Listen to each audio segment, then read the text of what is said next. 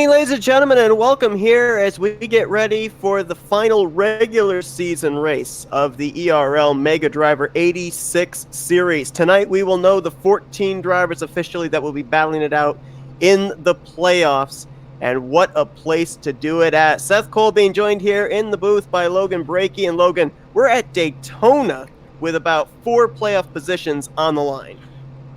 Yeah, it should be an exciting afternoon here at Daytona, as you said. All I can say is if this is half as exciting of a race as Michigan was last week, then we're in for quite a show here this afternoon. I'm expecting exactly that with so many guys racing to get into the playoffs here. We've got drivers that can get in via points. I think there's 7 drivers that are basically battling for spots points-wise, but we've also got a whole list of drivers that are also having an opportunity that if they win here tonight, they get themselves a last-minute spot in the playoffs. Also, the field is getting ready to roll off. They're gridded and they're rolling for pace laps. We're also going to bring in another voice we got here tonight, and that's Sam Dyer. He's our Larry McReynolds tonight. And Sam, we've got some interesting point scenarios as far as drivers trying to get some playoff positions. Yeah, we were seeing how many drivers were going to be making it tonight's race, and due to the fact that we only have 28 drivers tonight, Andrew Rucker is now locked in to the playoffs. We also have on the bubble, we have Stephen McGough, Ethan Reisner, and Rishaw Koslaw that are inside of the points of the top 14, but right below them, very close to get in, is Michael Goodman, Vincent Isabella, and Alex Balvance. We got, as I said, a list of drivers that if they win tonight, they'll be in. We'll get to those in a minute. And you can also see, we're showing you here what the playoff grid looks like coming into tonight. And you can see guys like Frankenfield, Riggs, Campbell, of course, David Tooker, Tate Lytle, who won last week. All these guys, they're basically out there. They want to win as well because they want to rack up as many playoff points as they can before we get into Watkins Glen. Yeah, for sure, and you can bet that they're going to be going. Hard here to make sure that they ensure themselves with an opportunity to get into the playoffs here and have give themselves a chance towards the end of this race. It is a long race, though, Seth. 120 laps here this afternoon, so maybe we'll see a mix of strategy. Some guys will be extremely aggressive to get that objective complete. Some guys might take it easy, let everybody take each other out, and hope that they can get up to the front that way. As you said, a long ways to go for these guys, so my assumption is that for a lot of them, they're going to take it easy here as we are green at Daytona, and the season finale for the regular season is underway.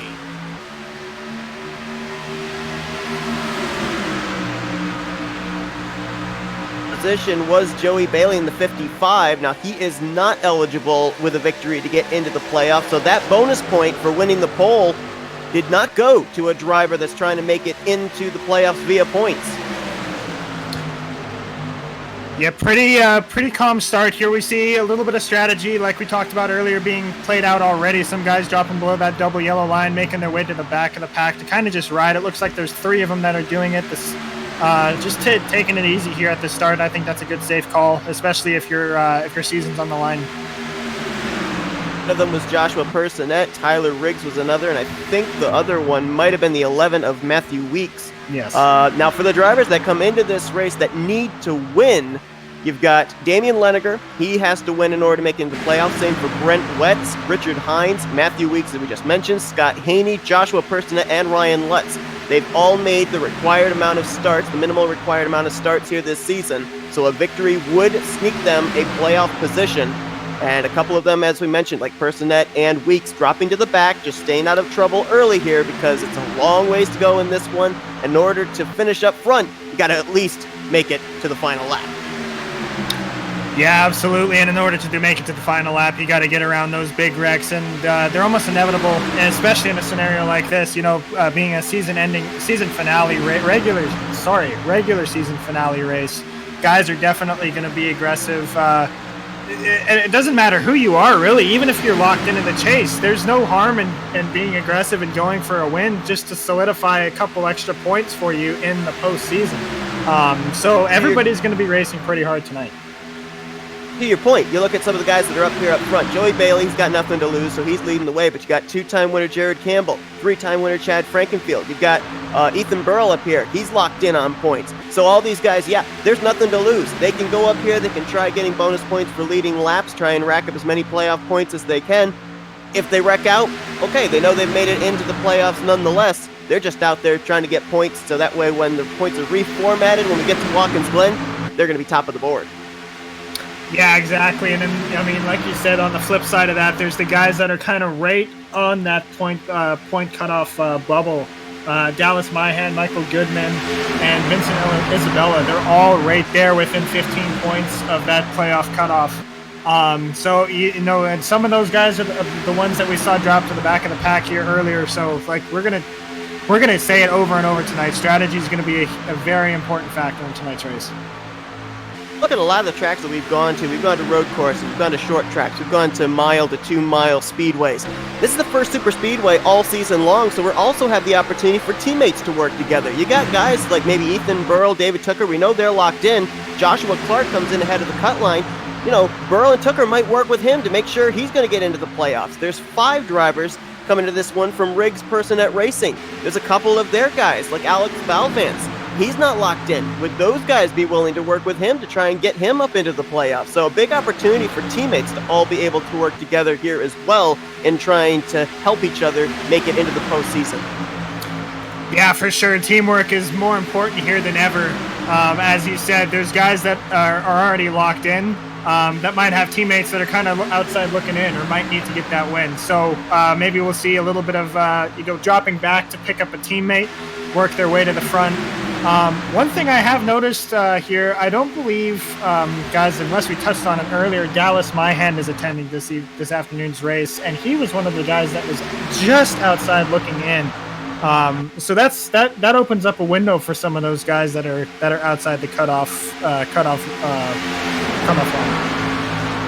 As of right now, we had 28 drivers take the green flag. So at the moment, mathematically, it looks like Andrew Rucker would get the 11th playoff spot. So that leaves 12, 13, and 14 up for grabs.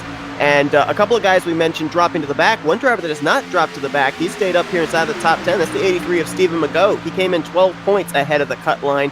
So it looks like for him, he's trying to stay up there, keep track position, keep himself ahead of guys like Ethan Rees and Rishabh Khosla, who are down right there near the cut line. Yeah, for sure, and this is kind of what every driver that's looking to point race their way into the top 14 are kind of wanting to see. It's a pretty tame race so far. There hasn't been a whole lot of battling for the lead. We do have 2 lines up at the front of the pack. But it's very tame in each of those lines. Nobody's really jostling around. Nobody's trying to move out of line to get to the front.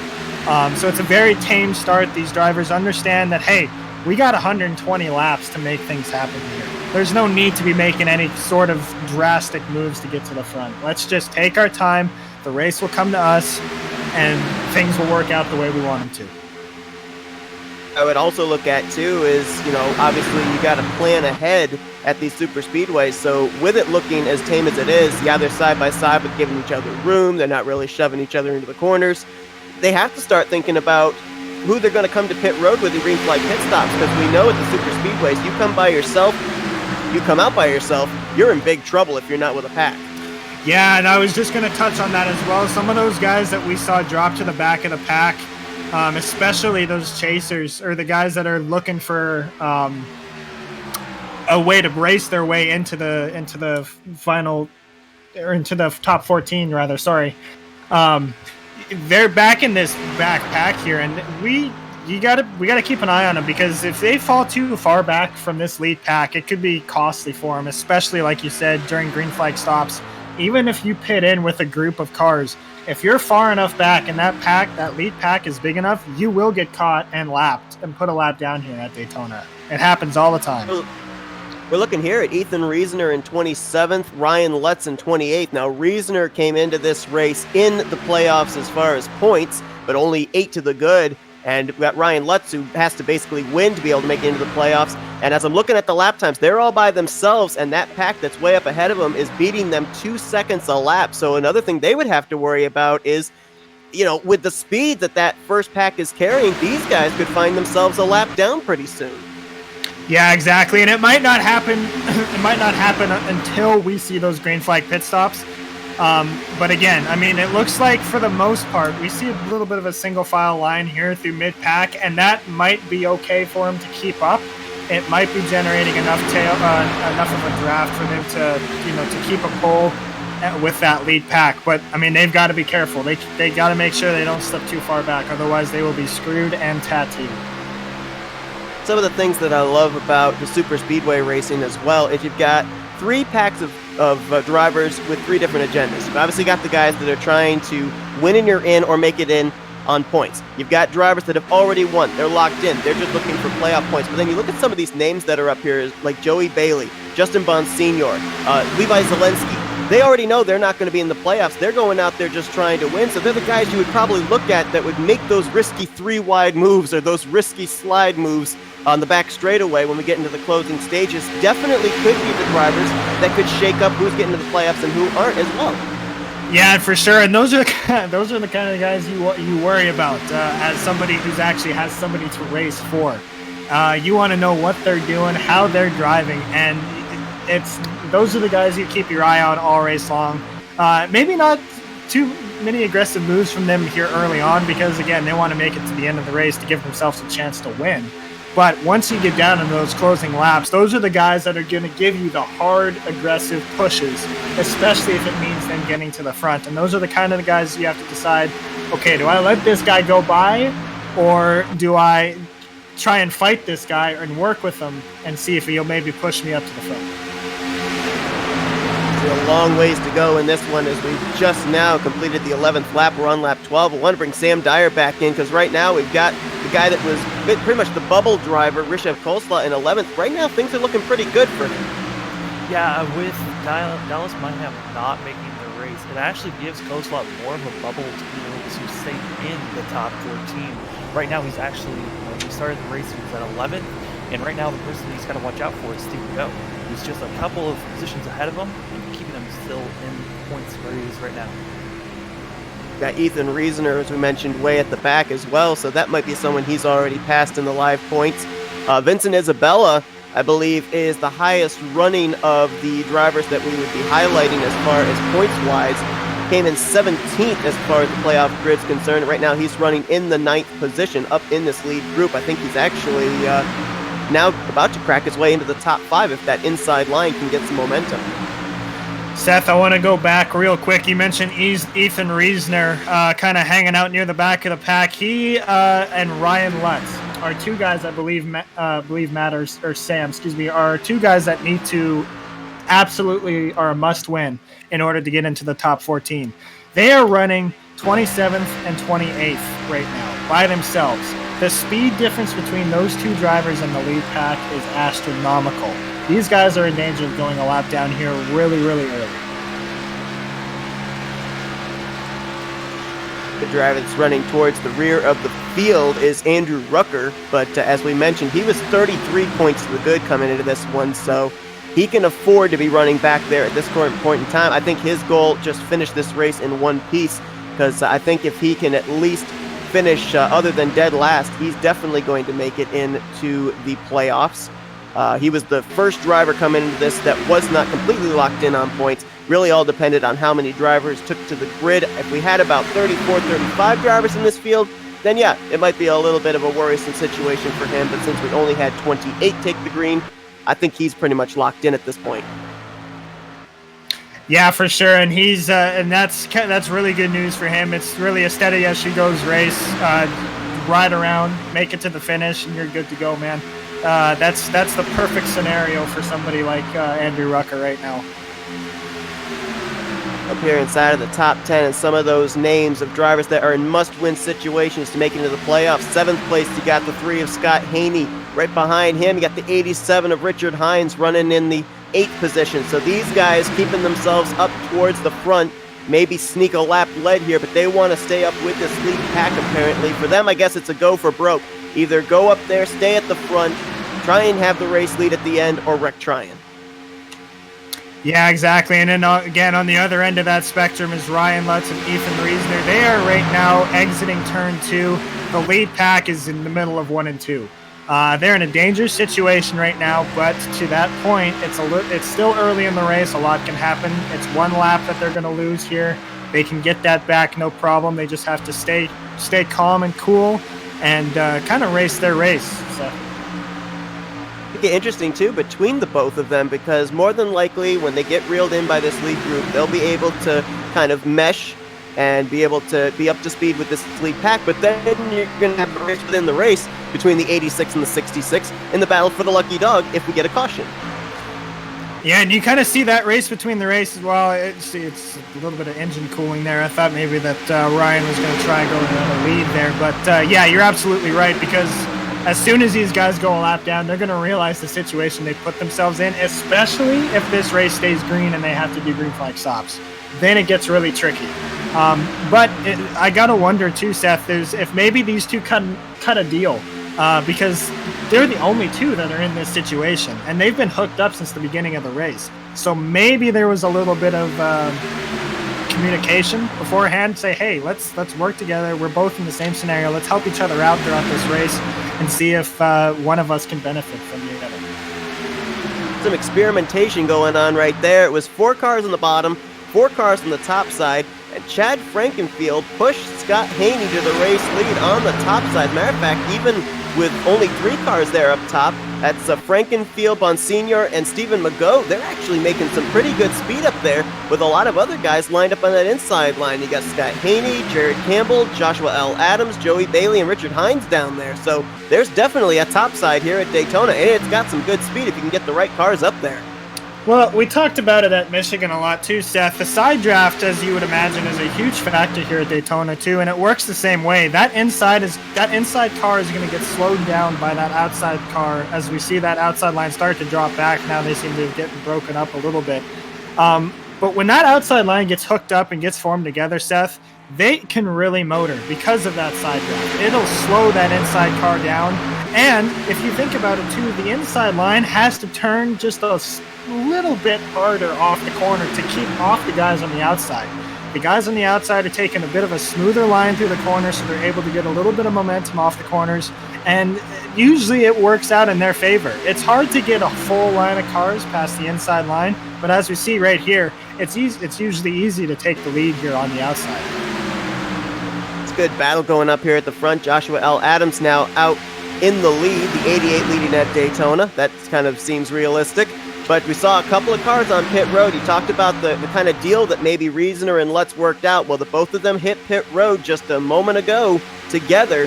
So I believe this would be a scheduled stop for both those drivers. They'll come out together again, but they, at this point now, are -1 to the race leaders. Yeah, we're about that point where maybe we'll start seeing some guys short pit to try and give themselves an advantage. It looks like Reasoner and Lutz are going to be those two drivers. Nobody else came with them, so I have to go back to my point about them maybe striking a deal before this race got started, which is interesting. I mean, it's a double-edged sword. You know, you're in the same boat as the other guy, but you're also going to be racing them come 5 laps to go, because I mean, both your seasons are on the line. Only one of you can prevail if it comes down to that. So it's an interesting call, but we'll see how it works out for him.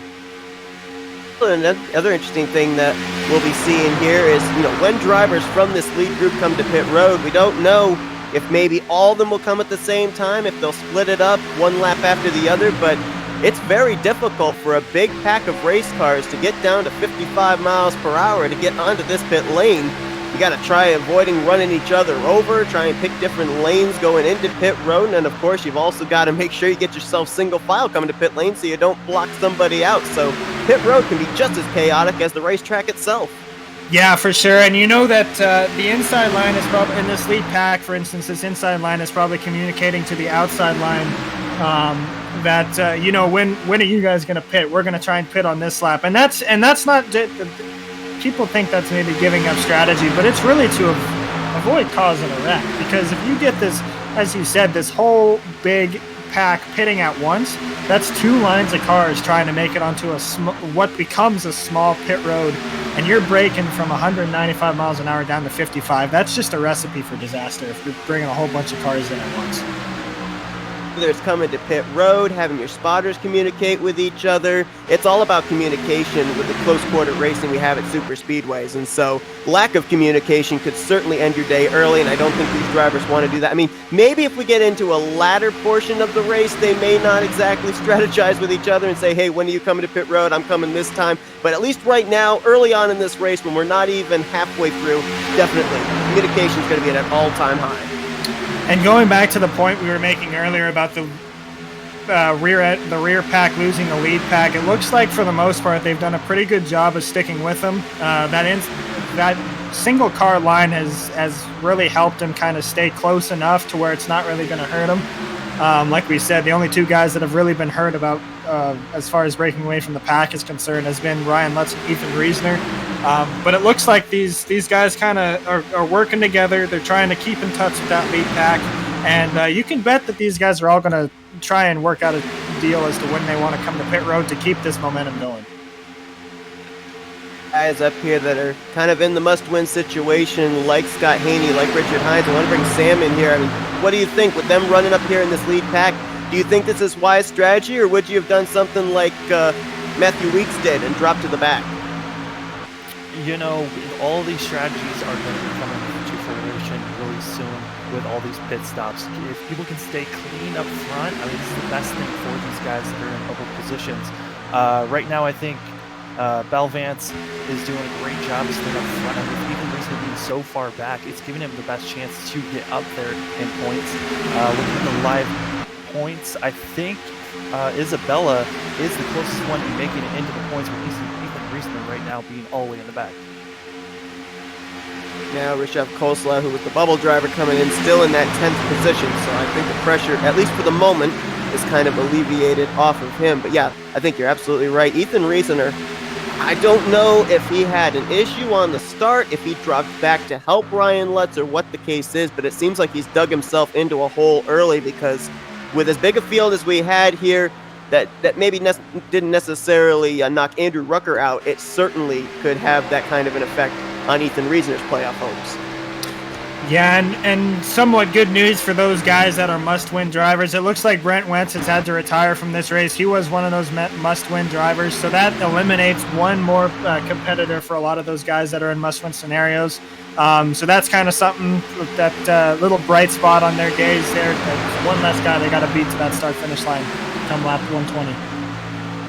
Not mistaken, I believe Brent was the 6th driver behind the cut line, 20th in the overall standings coming into this one, so yeah, tough break for him. As you can see, race leader Jared Campbell is closing in on Reisner and Lutz, and so that means before this group even comes to pit road, Lutz and Reisner are going to find themselves 2 laps down to the race leaders, once from coming to pit road and now once from getting lapped on the racetrack under green flag conditions. Ethan Reisner driving into pit road again. You got to wonder what the issue was there. Yeah. Oh, man. I didn't really see any indication he was going to come to pit lane, and that may not be a good sign. No, that's definitely not what Reisner wanted to have happen, and that's also bad news for Ryan Lutz, because he just lost his partner. He's going to have to find a way to blend into this pack here. He's now 2 laps down. I believe when they come around next time by, he will be 2 laps down. But the flip side of that, too, is he's not going to have anybody to work with once these guys all come to pit road. Yeah, he'll get his lap back, but he's still going to be all by himself unless he's able to pick up somebody else during the cycle. The tough thing for Ethan Reisner coming to pit road, I mean, Ryan Lutz, okay, maybe he can get back to 1 lap down when the leaders all come to pit road. If he gets a caution, you get the lucky dog, but Ethan Reisner is going to fall at least 3 laps down now, and that's going to be very difficult to get back via the lucky dog. Yeah, I was just checking out the onboard there, and I didn't see any, signs of overheating. I didn't see any reason for Reisner to come into pit road, so I'm very curious as to what the situation was there, and it's just unfortunate. That's going to be detrimental to his postseason hopes. Not really sure what it was. We were focused on him when he was in his pit stall. Looked like he got a couple seconds worth of fuel and then went back out there. I don't know if there's anything more than that or not. As up front, you got Chad Frankenfield, Jared Campbell, Joshua Adams. These guys, between them, all have a total of 6 wins this season. So you've still got those guys looking for those playoff points, trying to get maybe another win and have themselves with a nice cushion heading into the first round of the playoffs up here, trying to win at Daytona. Yeah, and you touched on it earlier too. These guys, they literally have nothing to lose. They're solidly locked into the postseason. If they wreck, who cares? They're in the postseason. So why not race hard every lap of this race? They got nothing to lose. There's no cost going to them if they destroy a race car. Go for it, man. Here's an interesting thing I just noticed as well. With Brent Wetz retiring out of the race, that means that officially now Andrew Rucker is locked into the playoffs, and apparently with realizing that he is not going to finish dead last, it's go time for him. He's now up here. Oh, we got trouble off of the travel. Oh boy. That's Haney around, and I think Rucker got a piece of it. Oh, and Haney got clobbered by somebody. Oh my God, he got slammed twice there. You can tell who that was. That was one of our must-win drivers, I believe. Yeah, it was the 32 of Dustin Dewar. I think Matthew Weeks may have gotten a little piece of that as well. He got quite a bit of help there, Seth, from the 87. He did. I don't know if he go back and see what happened, but boy, that was Scott right Haney up there in was the middle one of of the our front of the pack. must-win drivers. He was, yeah, that'll take him out. I mean, he got clobbered.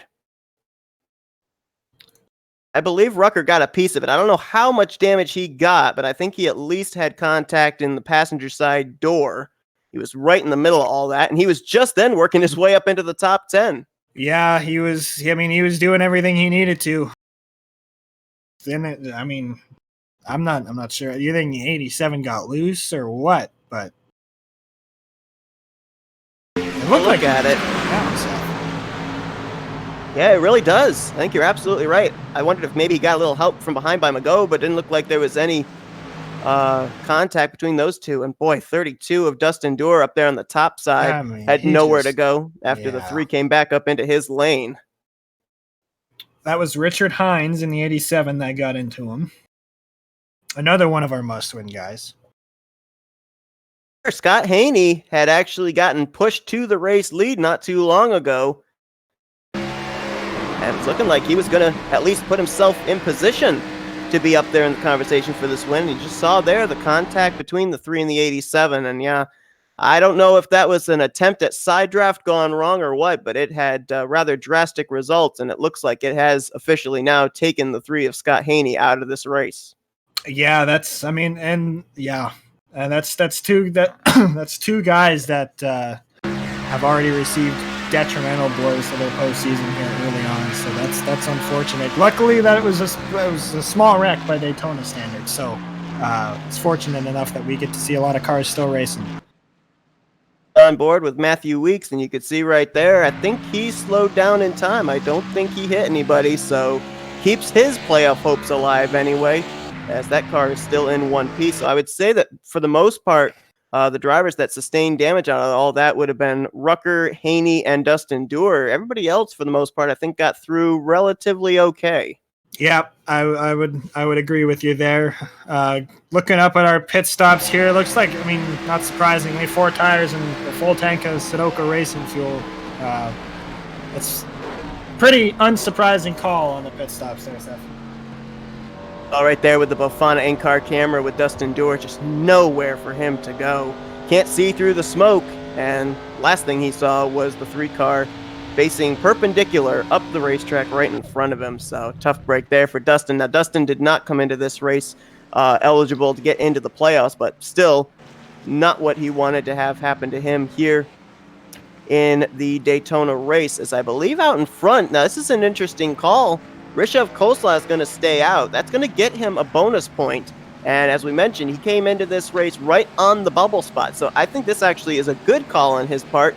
Get the bonus point while you can. Continue to increase your gap back to your competitors that are behind you in the playoff cut line.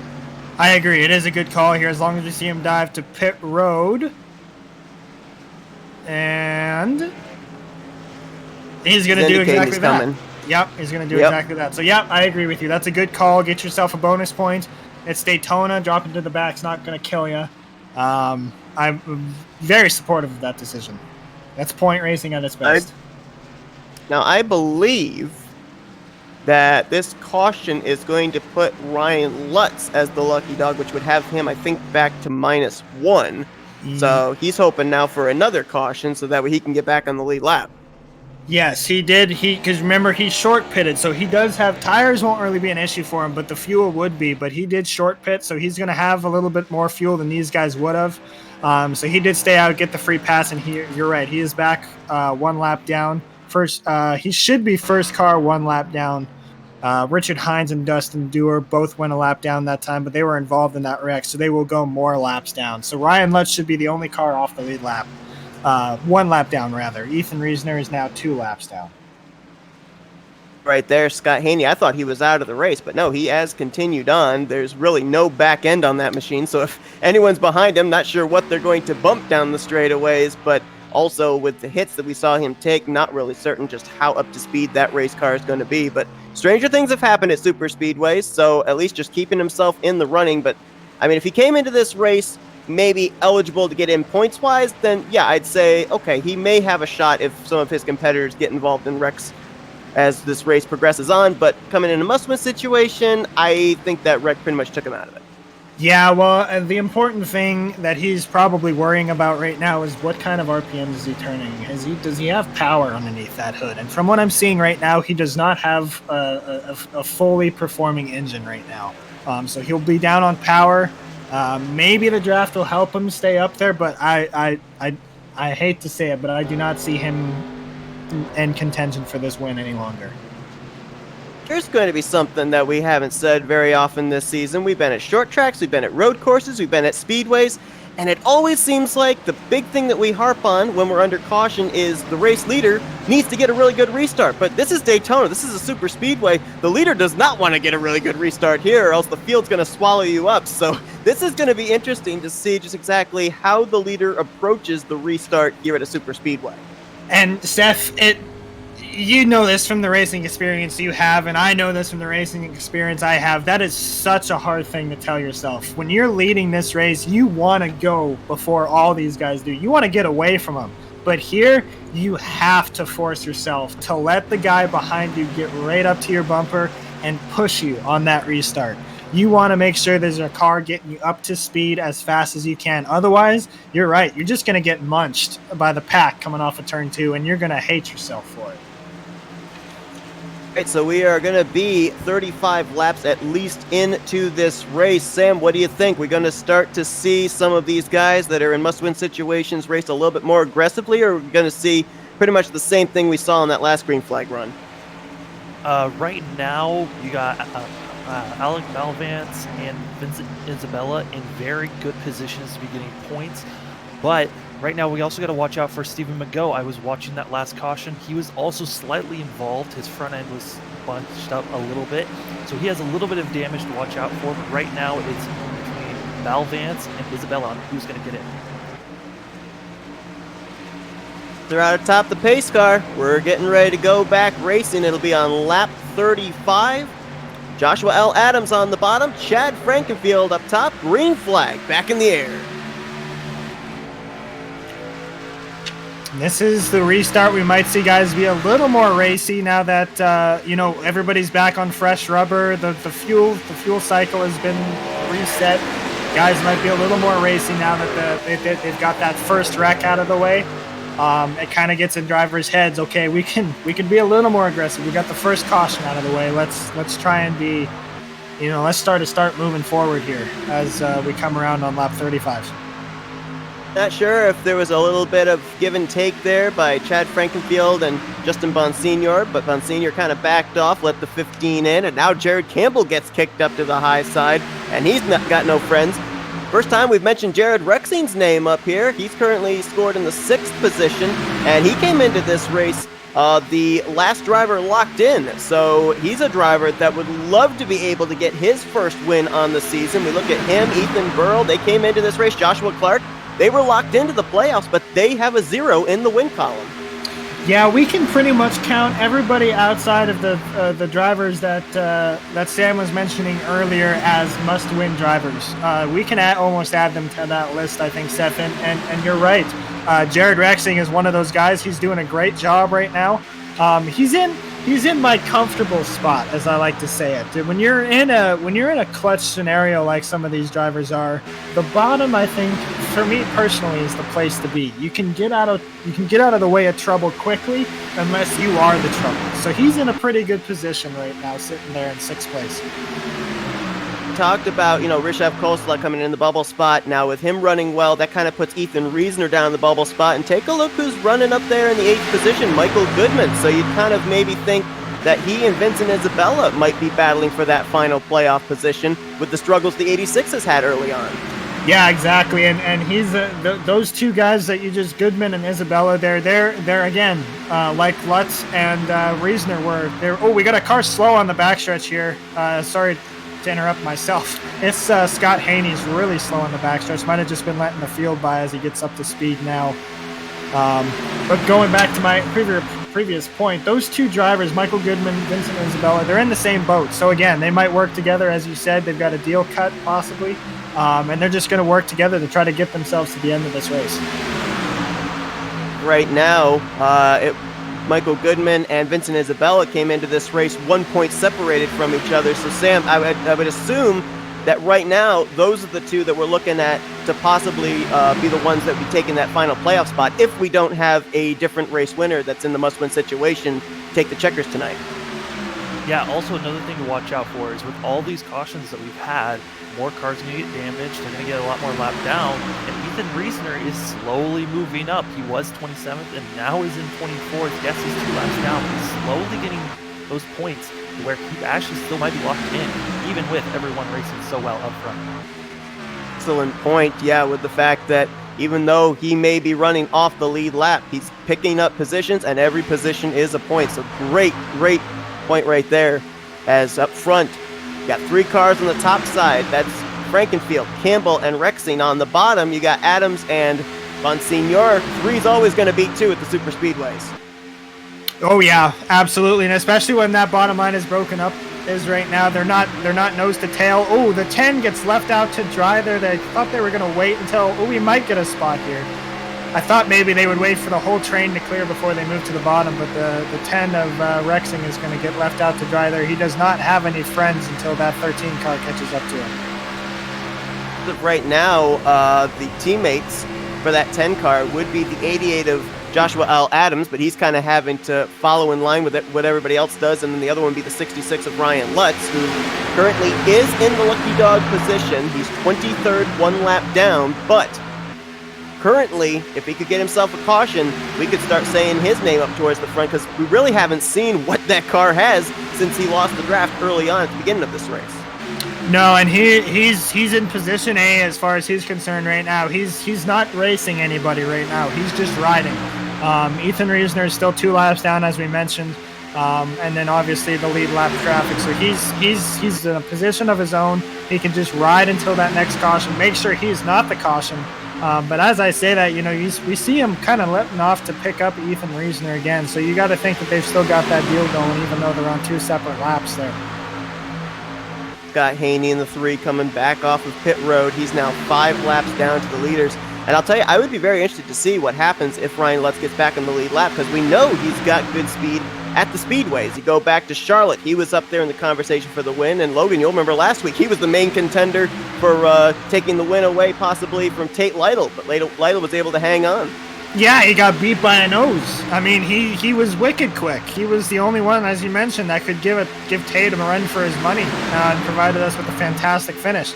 So there's no telling what he can do here this afternoon. We know he's a quick driver. We know he's a good driver. We know he's got a fast car. It's just a matter of waiting towards the end of this race to see him unleash that talent. As we see, lead pack getting a little racy up there, Seth. Definitely are. They've got about maybe 16 cars up in this lead group. And right now, you've got cars up top, cars down on the bottom, and a couple of names have popped up here we haven't talked about tonight. Joshua Personette in a must-win situation. You've got our Pocono winner, Kendall Noah Player. He's up here looking for his second checkered flag. And one thing I want to ask you, Sam, is I'm seeing some of these guys up here towards the front, but a couple of guys are fading back, like Steve McGough. Now, we already know that Goodman and Isabella, they're kind of capitalizing on Ethan Reisner. They maybe could be capitalizing on McGough, but what about Alex Balvance? Because, he's got a shot maybe to be able to pass either the 83 or the 86, currently running up there in the top 10. Based on the points right now, Alec Balvans is starting to look like he might have to win this race to be locked in. Where he's running right now, he's going to be short by about 4 or 5 points, and he needs to get the win to get those 5 points. Up in the top 10 pretty much all race long, and look at this, side by side, that's Bonsignor up top with Rexing offering the drafting help. Down low, it's Joshua Adams, and he's got Campbell on his back bumper. You got them about maybe 6-7 rows deep, double wide, all the way back through this lead pack. Yeah, and for a moment there, Seth, we had the whole field in that lead pack, and then the 97 of Levi Zielinski was like, all right, guys, let's take a chill pill here. There's plenty of racing left to do, so he backed off, kind of split this field up. But this the top 15 here, at least, top 17 even, are all tightly knit, and that you could throw a blanket over them right now. And I gotta admit, I'm a little shocked it's this aggressive right now. We're only 44 laps into this thing. Saw right there with that onboard, with I believe that was Justin Bonsignor. You could see that Jared Campbell, he was up on the back bumper of Joshua Adams, but not pushing him. He had a little bit of room between his front bumper and the 88's back bumper. And more often than not, that actually produces more speed than shoving a car down the back or front straightaway.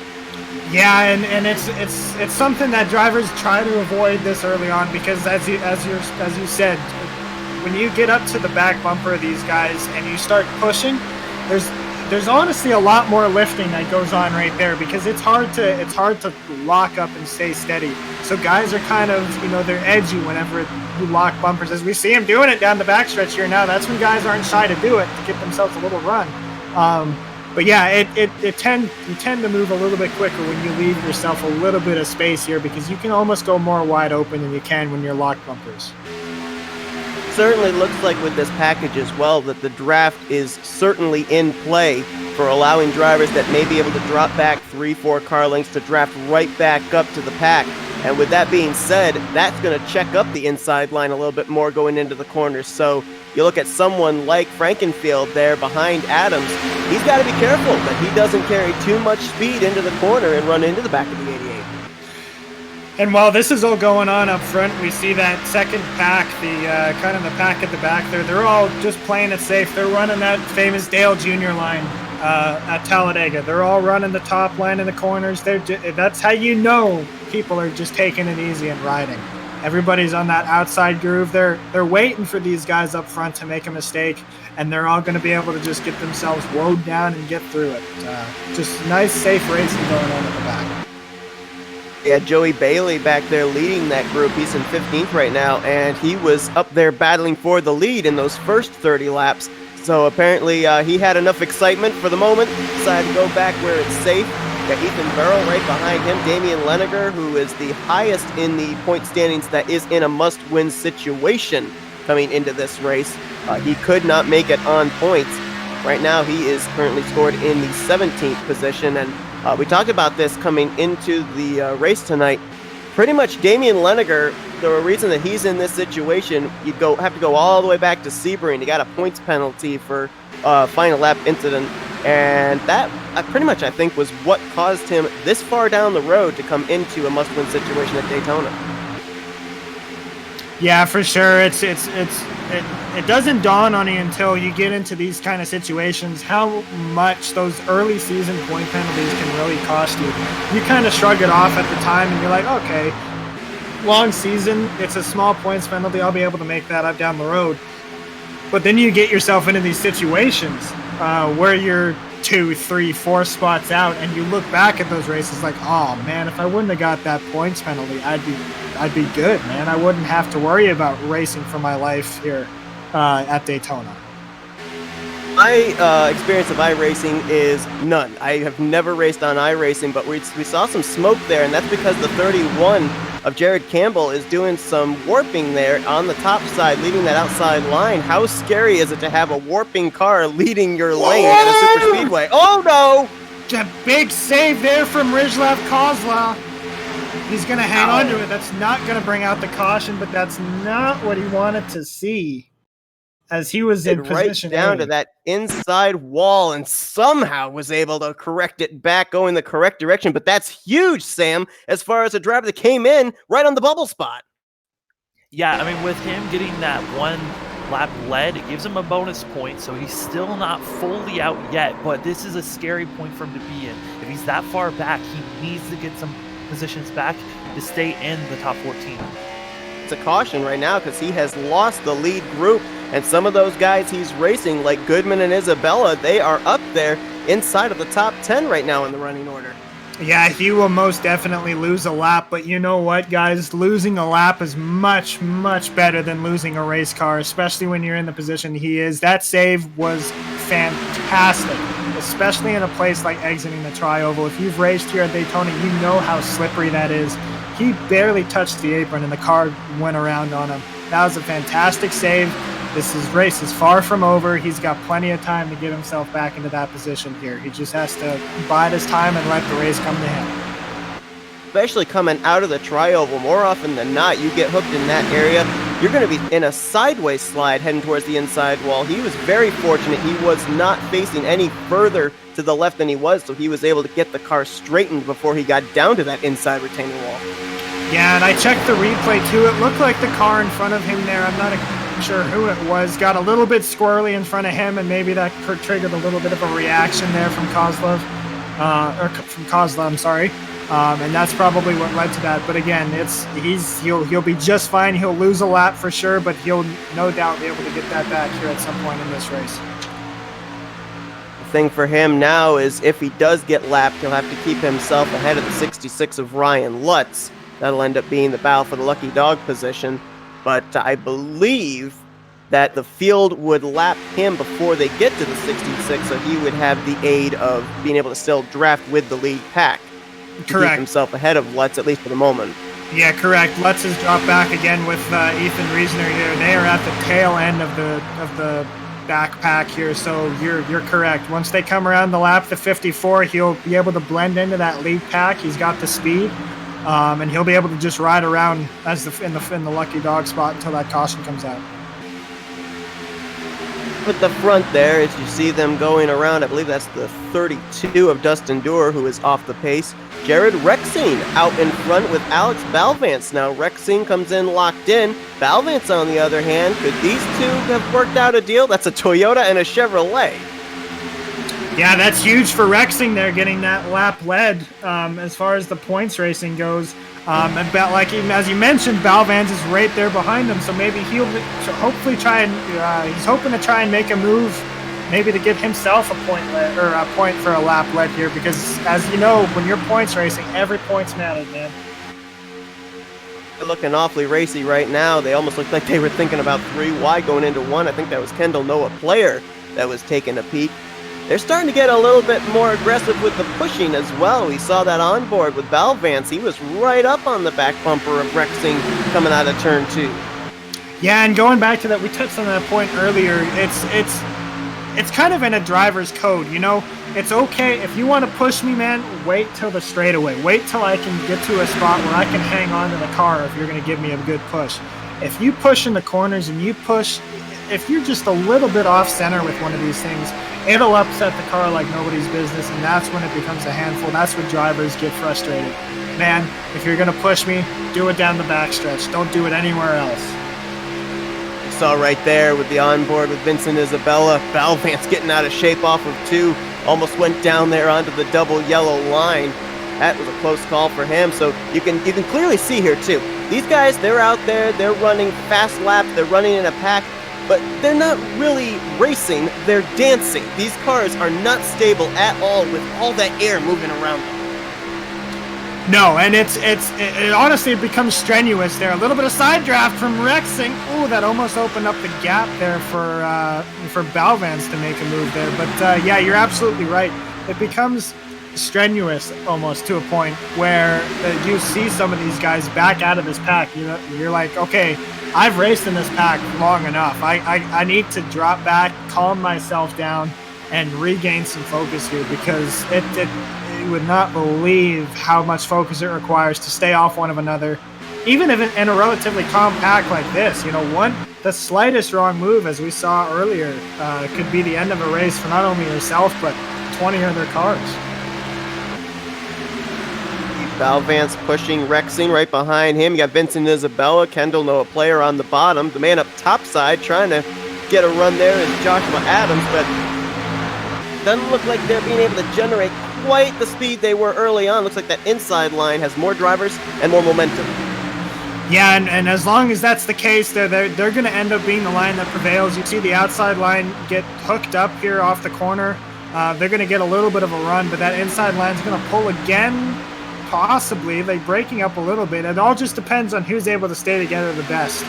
But right now it looks like the outside line is going to be the one that's going to prevail for the time being. They're going to get another run off the corner here down in the tri-oval. It's really a game of cat and mouse. Whoever's hooked up the best is going to get the most momentum. That outside line got formed up pretty well there. They recruited Kendall Noah Player to the top. Justin Bunn Sr.'s up there, as well as Stephen McGough. So now they're starting to get themselves in a tight formation. And now Joshua Adams looks like he may be able, possibly down this back straightaway, to make a move on the top side of Rexing for the lead. However, Balvance doing a pretty good job there, pushing the 10 on the bottom. There's only 4 of them down there, but for the moment they're holding them off. They're catching up to a slower machine. Yeah, and that's when it gets sketchy here. We'll see how they navigate this. Oh, he's going to pull off to the bottom. That's so great when you see a lap car do that as slow as they are. Pull off to the side. It means you don't have to worry about navigating around them. But the key is, and you were talking about it with the 10 of Jared Rexing, he's out front. The best thing he can do right now is just hug that yellow line. And until that outside line gets a really good push, he's not going anywhere. So he's in position A right now. Since going back green, we have now completed 23 laps. And the caution came out before we were able to see the first round of green flag pit stops. You got to think we're starting to enter into that territory again, possibly. And we're going three wide and Kendall Noah Player and Jared Campbell up on the top side. This is going to be tight off of 4 here. I'm actually shocked that we're seeing this so early here. They're holding it together well. 3 wide still coming through the tri-oval. Kendall Noah Player and Campbell need a little bit more help there on that top side. If they could get a third car up there, I think that might work. But there's still 3 by 3 in those first 2 rows going into 1. And you see the guys behind. Oh, we got a car on the wall. There they go. Campbell's going to spin. Oh, that's going to collect Stephen McGough, as well as Goodman. That's a couple of our must-winners. That's a big one.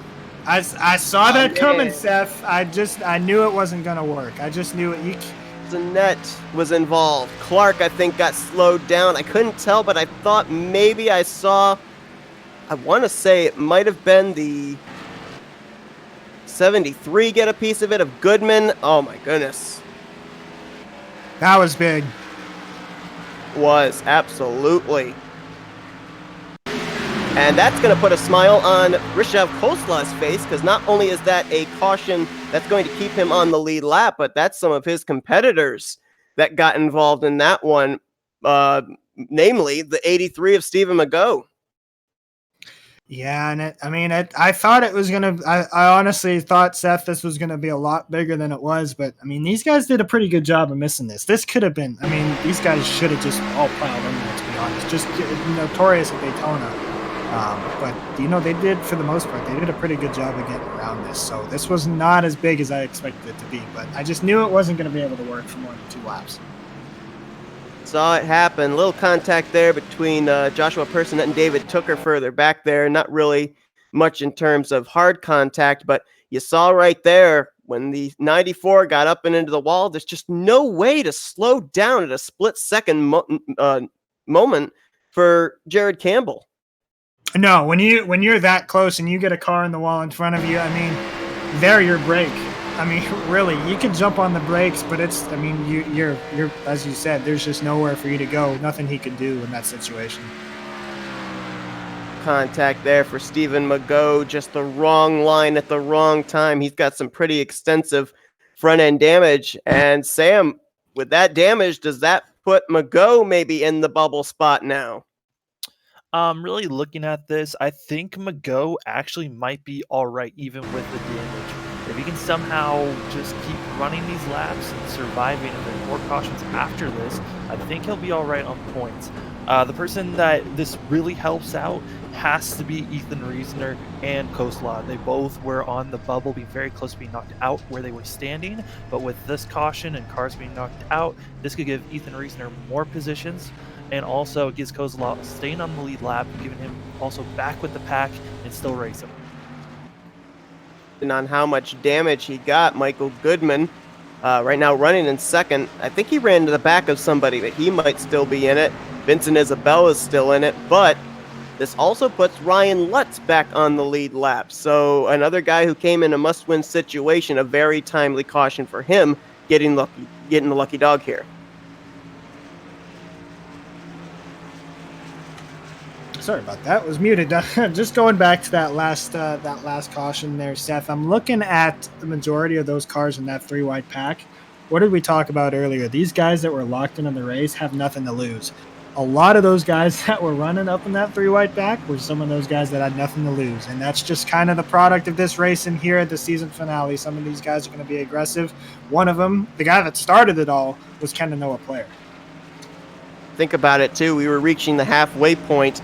And I think maybe a lot of stuff that was going on there was experimentation. These guys want to know what their cars are capable of doing when we get down to the final 10 laps, maybe final 5 laps. Getting ready here for Kendall Noah player who stayed out, led a lap. So he'll get that bonus point. He's going to bring the car to pit road. We're past the halfway point, and I want to bring in, here at the midway point, another voice that we have here in the booth that we haven't heard from him all broadcast. He's been controlling our cameras here tonight. And Matt Rod, what have you been seeing here tonight, and what storylines you've been following? I've been seeing a lot of different strategies here. Almost, I want to say, with all the lap cars, it kind of throws a wrench into your plans, even if they pull off the track. It's not the whole part of being safe and getting out of the way. It's be predictable. Don't stay up near the high line and pull down 2-3 lanes all the way down to the bottom. That's the worst thing you can do because, hey, I'm expecting you to be on the high line when I pass you. But I've been focusing on a few of these other cars in the back here. Chris Jordan, he's been mentioned to stay out of trouble. Matthew Weeks, he's been shockingly able to stay out of a lot of trouble, but just slowing down. Tucker was involved in that recent caution. It doesn't look like he's gotten any damage out of this.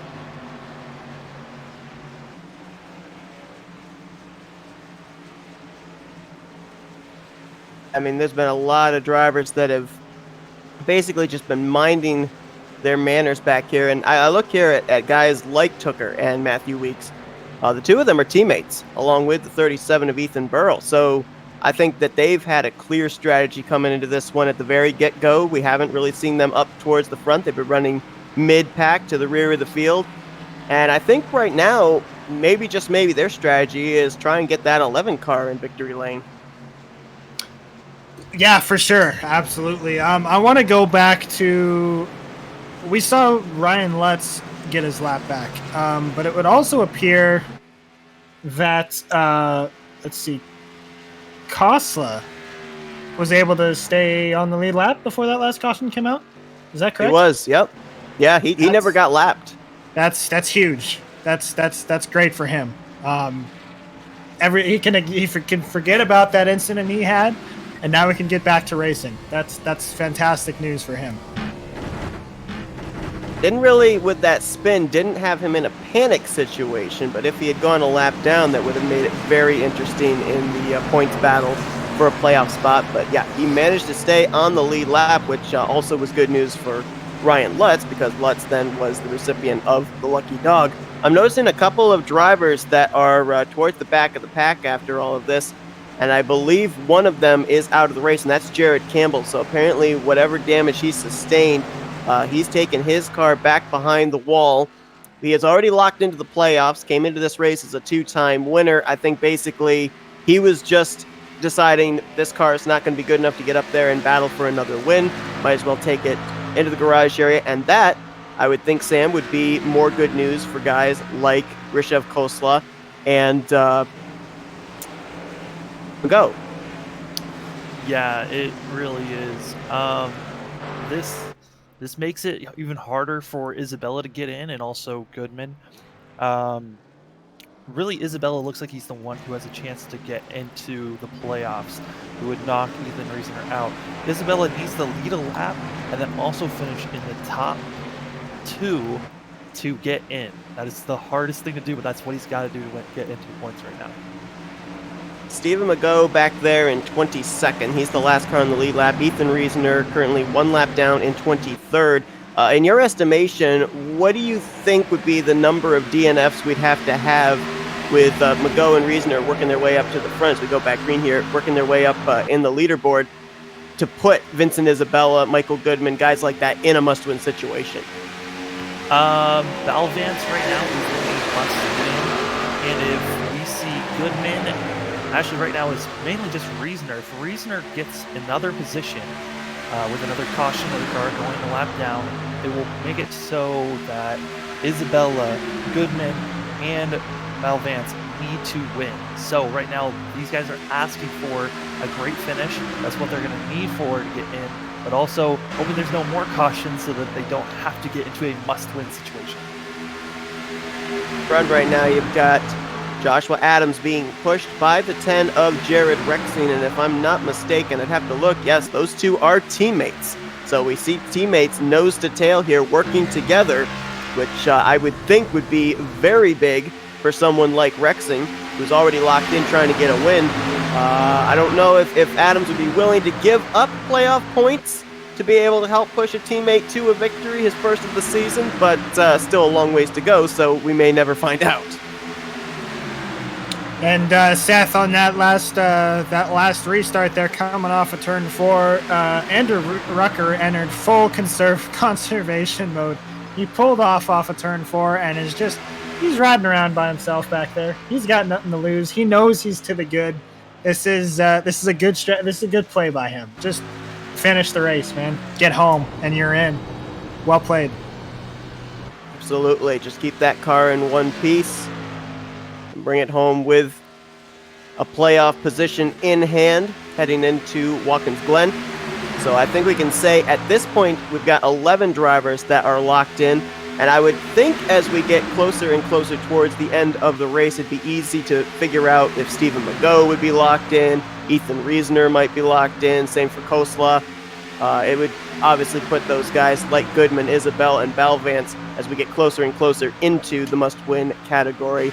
But Balvance right now, I think, might be the one guy, maybe he and Isabella, that we might have to look at as the favorites that maybe could pull off that shot clock cheese and get that last-minute playoff position. Yeah, and speaking again of guys on the cut line here, Michael Goodman, he's dropped back to the 20th position, back there with Ryan Lutz. I'm not too sure if this is the time of the race where I would still play it safe, this safe anyway. He was given an EOL after that last incident there, but we're past halfway. This is go get him time, I think. Maybe not too aggressive, but you definitely want to start thinking about putting yourself in position to maybe make some moves towards the end of this race. So it'll be interesting to see how this plays out for him. I also know, too, that he ran into the back of somebody on that last caution, and sometimes you don't realize it with front-end damage until you get back green, but sometimes if you're not in the draft and you don't have somebody pushing you, that car's just not able to generate straightaway speed. I know that all too well. It catches you by surprise. So it'll be interesting to see what he's able to make do with this. It does actually look like, Seth, that he might be down on a little bit of power. Seems to be struggling a little bit here as I'm checking him out here on this back straightaway. It might be an unfortunate situation for him. End of this race, 11 points behind the cut line.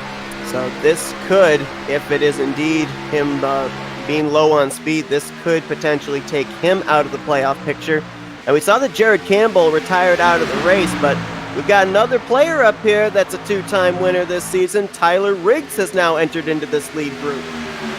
Yeah, he's another one of those guys that really, he's got enough boost, getting a little bit racy. He's trying to go for that third win, get him another playoff point. Every point matters in this postseason, guys. They're already starting to make moves. We see the 15 duck to the inside there. That's Chad Frankenfield.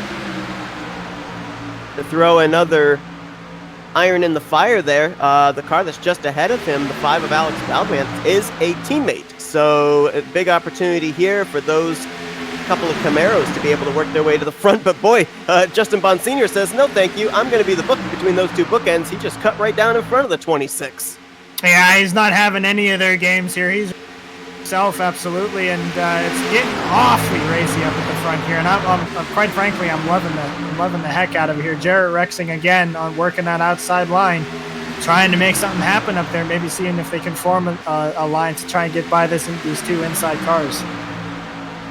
The thing is, with them getting racy up here, I'd be a little worried if I was someone like Damian Leninger, Ethan Burrow, Joey Bailey, 8th, 9th, and 10th back there, because we saw in that last wreck, really the only driver that was up in the lead group that got any damage was Jared Campbell. Most of the other victims were guys that were mid-pack, just riding behind the lead. Yeah, for sure. And I mean, tip of the hat to Alec Balvans. I mean, going back to my point earlier when I was talking about Michael Goodman, you want to be aggressive at this point in the race, but I don't know if I would want to be as aggressive as he is being. He's running up there in 4th place. He's right in the hornet's nest up there. So if I'm him, I'm maybe thinking about dropping back to that middle pack. Although it's bigger, it definitely looks a lot more tame than this lead pack does. Two guys that really have been up here have had no fear about having their car wrecked that are in the must-win situation. Balvance as well as Vincent Isabella. And remember, he got back in the lead lap. We were wondering what kind of speed he was going to have. That white and red machine there on the top side of that second pack, that's Ryan Lutz. So I think he's definitely been holding back on just exactly what speed that 66 can generate. He's up in the top 10. Yeah, I mean, he almost ditched Ethan Reisner. I mean, we've seen him. Ethan Reisner's all by himself in turn 1. We've seen him kind of stay glued to his back bumper this whole race, but now he's back on the lead lap, man. He's looking out for himself, and he's getting a helpful push there, trying to make his way up to the front from Kendall Noah Player. Interesting battle going on back there, as you mentioned about Ethan Reisner. He and Stephen Magot both 1 lap down, and both came in just a slim margin ahead of the cut line. So those two currently would be battling for the lucky dog position, and both of them trying to keep their playoff hopes alive. So going back to that point I was making about Alec Balvan, Seth, looking at this lead pack, he is the only driver, if I'm not mistaken, that is in any kind of must-win or points racing scenario. Every other driver in that lead group of 9 cars or so, they're all locked in. They've got nothing to lose. So he is literally sitting right in the middle of a hornet's nest. Those guys aren't going to play it safe for him. They don't care about the situation he's in. These guys want postseason points, man. They're going to race hard. Absolutely. So he's probably going to have to be of the same mentality and just basically go for broke as well. Kind of maybe put himself in the mentality of, I'm already in the playoffs. I can go for playoff points. I mean, obviously that's not his situation, but maybe that's the mentality he's got to have with the drivers that are around him. And that's what it takes for some of these guys. You know, this is absolutely a mental sport. If guys try to play it too, whoa, man, they got really squirrely entering turn 1. Holy smokes! If guys play races too safe, it gets in their head, and they lose track of time almost, and they realize with 20 to go, oh crap, I'm way back in the pack. I need to move forward now. And in situations like this, that might be too late because of the broken up pack. So, I mean, it's we talk about it over and over. It's just a mix of strategy here today for a lot of guys.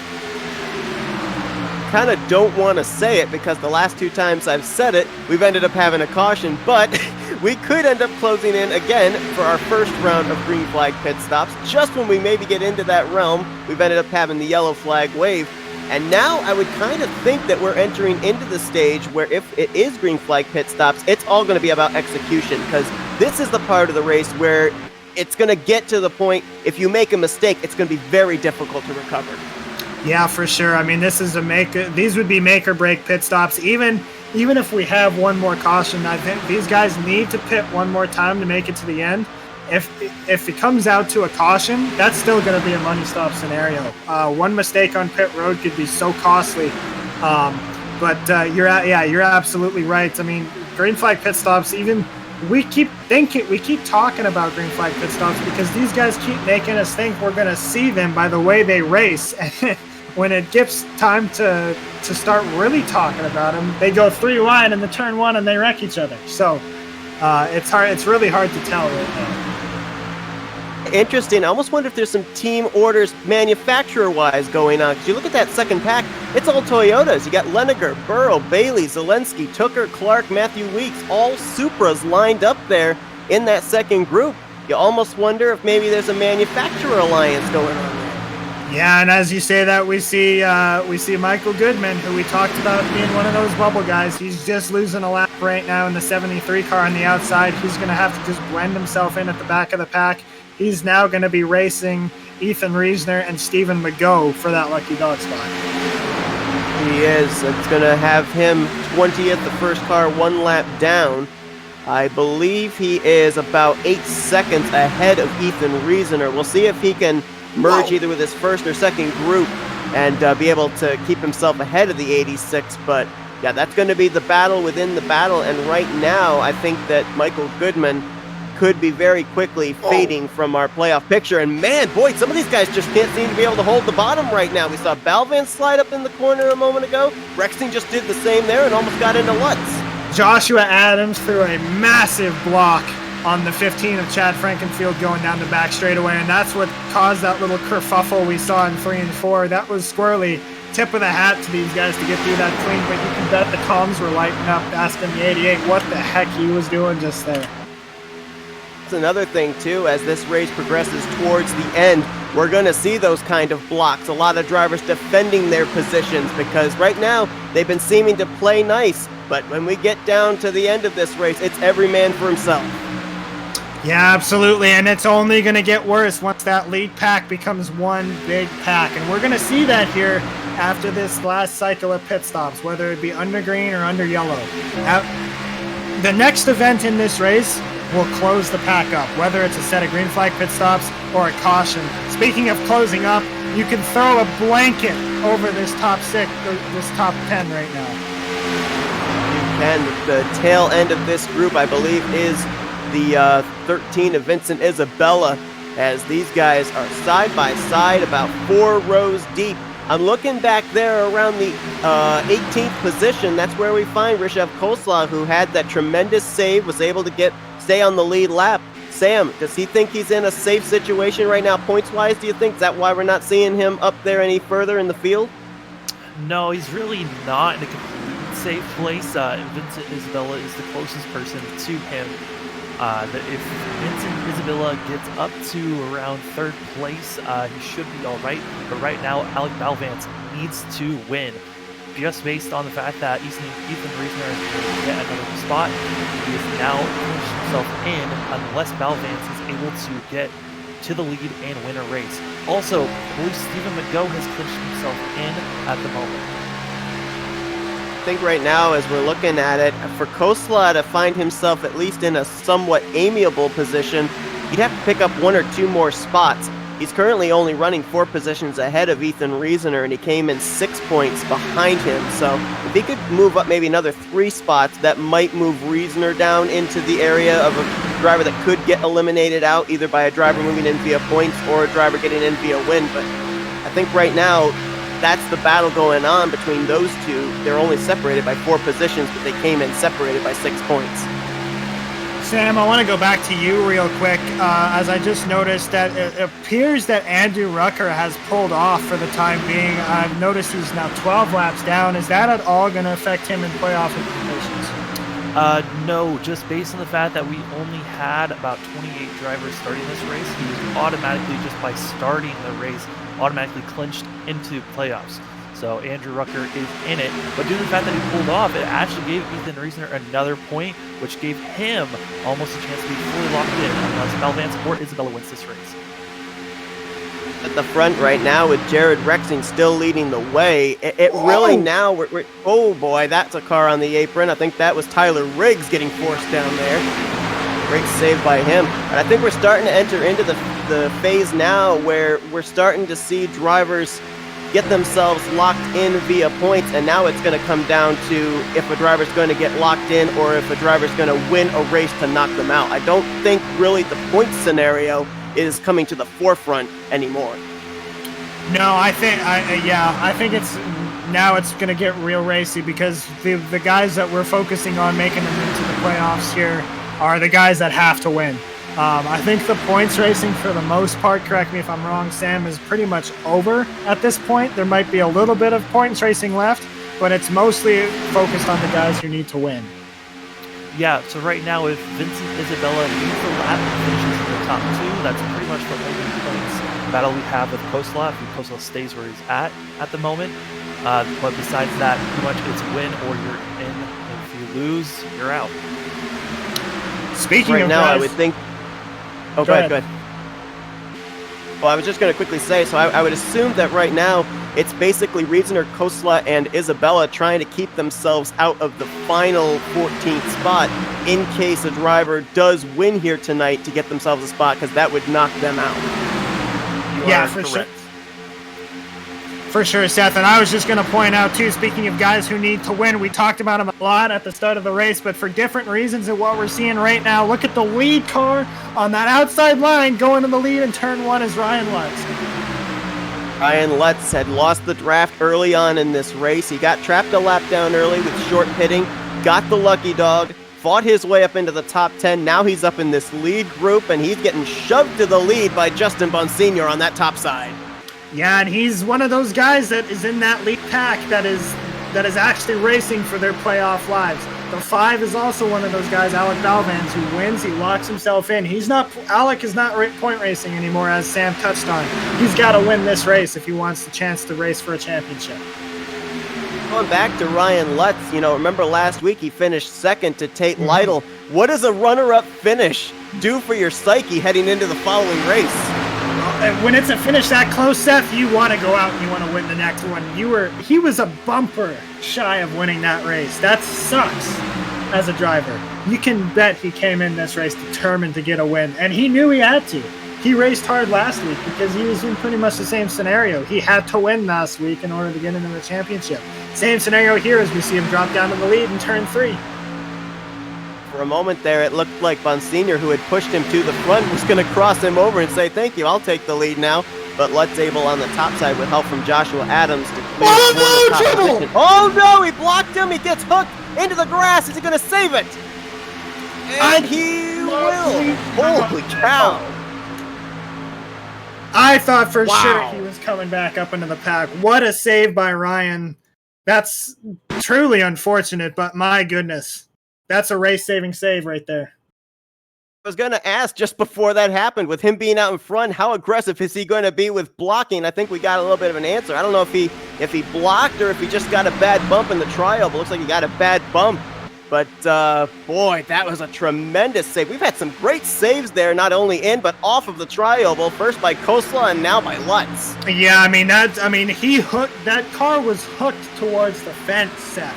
And he was able to hang on to that and just keep it in the grass. And that just an incredible bit of driving by Ryan. You could bet he's frustrated, but he's got to keep his head. He's got a fast car. He'll get right back up there. There's a silver lining in the gray cloud. It's the fact that he didn't lose the draft. He's latched on to that single file formation back there, so he has not lost the pack. He's still in the pack and still has a shot of maybe getting back up into the lead group if that second group starts catching up, or maybe during the cycle of green flag pit stops. And if you'll remember, too, that's where he restarted this race. That's where he restarted this race, was back in that position he was in now, and he didn't draft, Seth. He drove his way up to the front. Saying somebody drove their way to the front at Daytona or Talladega means they've got a fast race car, and that's what Ryan Lutz has with him here tonight. Absolutely. You look back there, just in the back of the screen, you can see him actually going to the outside of that single file line. So he's trying to claw his way back up to the front again, side by side between teammates up here at the front, Rexing on the top side, Adams on the bottom. And another thing I noticed as well is that Ethan Riesener fell another lap down. He's now -2. So I think right now it really is the battle between himself, Isabel, and Kosla to see if they are going to be in that 14th and final playoff position, and their hope is that there's not going to be a driver getting into the playoffs with a last-minute win. So, again, I want to throw it over to Sam here, too, with a bit of a complicated question. Losing the laps at this point, Sam, does not matter as long as he maintains the position. Hold on, there's a wreck up front. Oh, big one in front. My goodness, Rexing's around. Adams collected, and Balvance, one of the must-win drivers in it. I think Frankenfield caught a piece as well. Everybody's going to pile into that, but the most important thing is Ryan Lutz was able to slow it down before being involved. That is huge for him. Believe another driver that slowed down in time was Rishav Kosla, so that's going to maybe take a lot of pressure off of him. But a couple of drivers who were in must-win situations collected up in that one. The most notable, Alec Balvance in the 5. That is such a heartbreak for him. He was doing so well up at the front there, and unfortunately caught up in this late race wreck. It doesn't he took a pretty good knock on the nose there. Unfortunately, I thought maybe he might be able to have some repairable damage, but a truly unfortunate situation for a lot of guys there. As we're looking at it here, it looks like this is one of the toughest places to know where your race car is in relation to others. There's a lot of blind spots, and it looks like Rexing thought he might be clear on his teammate Adams, came down, the 88 was there. Yeah, and it's just, I don't know. It's one of those you see it in the mirror. You know it's going to be close, but you're trying so hard to maintain your lead. But I mean, yeah, and it's another situation where guys that are locked in are just making moves that are either going to make or break their race. And this unfortunately broke the race for a lot of guys. It was Rexing, Balvance, as well as Adams. Looked like a piece of it as well for Frankenfield as he got clipped late, and I think maybe a little bit of damage for the 55 of Joey Bailey. But like I said, the big one that's going to hurt the most is going to be the 5 of Balvance. Looks like he kind of got sandwiched up into the wall after contact from the 88. I'm not certain if that's going to be enough to take him out of this race, though. You're talking the 88, is that you said? I'm sorry? The 5, Balvance. Well, he got sandwiched, but there's no front end damage. I don't think it's really just mostly on the side. Yeah, it all depends on what that damage is to that left front. I mean, it looked from my perspective that he got a pretty serious knock on the nose when he put it up into the fence, and the 88 came up into him. But I mean, we'll see if he escaped with no nose damage. This is absolutely still in the cards for him here, as long as he's got power. That's the biggest thing. Contact between teammates going to bring out our latest caution, a battle for the lead. And a driver that this is going to help as well, you'd have to think, is Ryan Lutz. He had managed to stay with the lead group, but now this is going to have them all bunched up, and I think we're going to see that 66 do some slicing and dicing. Plus, we're getting into 30 laps to go. You got to think that other guys like Joshua Personette, Lutz as well, also Joshua Clark, maybe Matthew Weeks, these guys, they're going to start fighting up to the front now because I think it's go time. I don't think you can hang at the back anymore. No, for sure. The hanging at the back is, we got 30 laps to go here. This is now or never.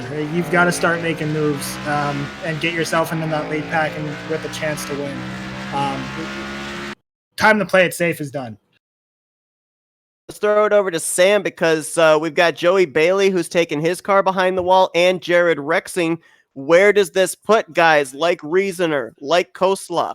Where does this put them in terms of their safety of getting into the playoffs? Well, this really helps Riesener out. It pretty much puts him locked in to be in unless someone wins, like Isabella or even a Lenninger. But it looks like Lenninger might. Lenninger, someone to watch out for someone that could win and get in. Kosla looks good where he's at. If he's able to finish where he's at, and he'll be in. Pretty much everyone that was in a points battle, it's now between Ethan Riesener and Kosla to watch those guys. It looks like if someone's going to get knocked out, it is going to be Ethan Riesener if Vince Isabella wins or if Lenninger wins. I think Stephen McGough might be in a pretty good position right now as well, because if I'm not mistaken, I think he got lapped not too long before that wreck took place, so I think he was the free pass car, so even if he maintains where he is, which currently I believe would be around the 16th, 17th position, I think he'd be safe. Yeah, Stephen McGough is also pretty much points locked in. McGough is ahead of Ethan Reasoner in points and ahead of him in position at the moment, so he is going to be locked in points if everything stays the way it is. Basically, who knows? Maybe, just maybe, that one lap that Rishev Kosla stayed out to lead, that bonus point could be the difference between whether he'd get eliminated or Ethan Reasoner would get eliminated if we end up having a must-win driver take the checkers here. Take a look at who's leading this race. Ethan Burrell in the 37. Now, he's already locked into the playoffs via points, but he has either finished runner-up or been up in the running and gotten wrecked in the closing stages so many times. Haven't said his name much today. He's been running mid-pack, but now we're starting to see him up here at the front when it matters the most. Seth, another guy that we haven't really spoken too much about because he's played the quiet strategy is Joshua Personette. He's one of those guys that before the race went green was in a must-win scenario. He's currently running in 10th place right now. He's played a very safe race so far, and he's in a good position to get himself a look at maybe winning this race and stealing himself a playoff spot here. And I think that that's also some good news not only for himself but also for Tyler Riggs, because we saw that Riggs was working with Balvance, his other teammate. Balvance is way back there, damaged and off the pace now. He's 3 laps down, so that is someone that Riggs can maybe help try to win here to get into a playoff spot. He's lost Balvance, but he's gained Personette. Yeah, for sure. And then to go back to that list of drivers that we had marked down as must-wins before we took the green flag here, my notes had 7 drivers in that scenario. Of those 7 drivers, I'm only seeing 2 guys left on that list. Again, this is before we took the green flag that were in must-win scenarios that are still in this race and are still looking at a chance to lock themselves in, and that's Joshua Personette and Ryan Lutz. A couple others as well, though. I wouldn't count out Damian Leniger. He's up there in 5th, and Matthew Weeks is still there as well in 9th. Right, for sure. Yes, those two guys are for sure that we're still keeping their eye on. I apologize. I actually missed Matthew Weeks, so I'm gonna uncross him off my list and put him back in as one of those guys that are still in contention for this win.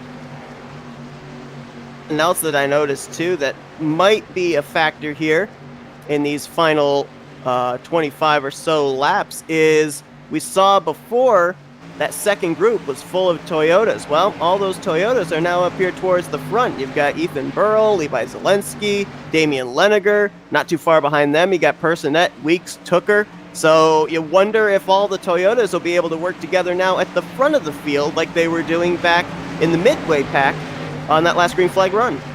This certainly seem to be the favorite this afternoon as we go back to green here with 26 laps to go. I think we're going to start to see a lot more aggressive moves in this final few laps of this race than we saw in the first half, especially with the fact that you've got different drivers, different agendas. Some drivers just want to win. Some drivers want to get themselves playoff points. And some of these guys, their postseason hopes are on the line. Yeah, for sure. Absolutely. And another one of those guys we about, but is locked into the postseason, Ethan Burrell up there leading the race. The 13 is up there with him, and Ryan Lutz is back in the pack here in the mix. Is I think we have a little bit of connection issues there with Vincent Isabella on the top side. That's going to have Ryan Lutz heart beating a little bit quicker. Trying to push that car on the top side around the Toyota Supras on the bottom. Yeah, that's not what you want to see out in front of your windshield there is a car blinking in and out of action because you don't know where your car is in comparison and where he's going to come back. For all you know, you can come back on your outside and all of a sudden you're in the middle of a 3-wide pack. So that's bad news for Ryan Lutz. Hopefully that sorts itself out. Talk about the good and the bad. Ethan Reasoner, Stephen McGough, they are both 1 lap down, but they're both running 16th and 17th. So right now, even though they're off the lead lap, they're still in pretty good running positions. And as Sam alluded to, it's basically the battle now between Reasoner and Kosla. only 4 position separation between the two. Give that bonus point to Kosla. It looks like Reasoner is the guy that is hoping and praying that somebody is not going to be able to win their way into the playoffs. Yeah, and we talked about this too before we went back to green here, that you kind of turn off the conservative mode. He's probably one of the only drivers out there that would probably still want to keep that switch flip to on, just because of that scenario alone. You don't want to take yourself out of this race before somebody else takes themselves out and gives yourself a chance. A lot of moves for the lead here. I thought we were going to be 3 wide with Ryan Lutz. Absolutely, and one thing I'm noticing here, there is a separation between Vincent Isabella and Ethan Reasoner of about 14 positions. What do you think, Sam? Without winning this race, does Isabella have a points scenario to be able to get in if Reasoner finishes where he is? Actually redoing the count, right now, Kosla needs to be 5 positions in front of Reasoner to be in front of him. Also, it's looking like the battle for points between Isabella and Kosla. And right now, it's looking like Isabella is still not in. But if he wins, he's in it. But right now, he's still not in unless he wins this race. 3 wide down the back.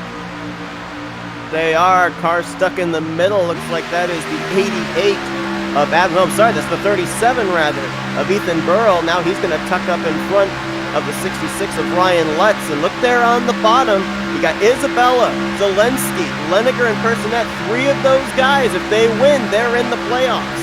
Unbelievable. It's great to see strategy playing out, but there's still 22 laps left in this deal, so anything can happen here. They're so dicey up at the front. Still a lot of guys with nothing to lose racing up front there. They'll be real racing right now. It's interesting too, you see that bright yellow car 4th on the inside line. That is Ethan Reasoner. He's up to speed but 1 lap down. He could be a wild card in all of this. He could choose a driver to push to victory lane potentially. I think he probably would pick someone that's already won, or somebody that if they won it wouldn't affect the playoffs at all. But he could certainly be an X factor in these closing stages.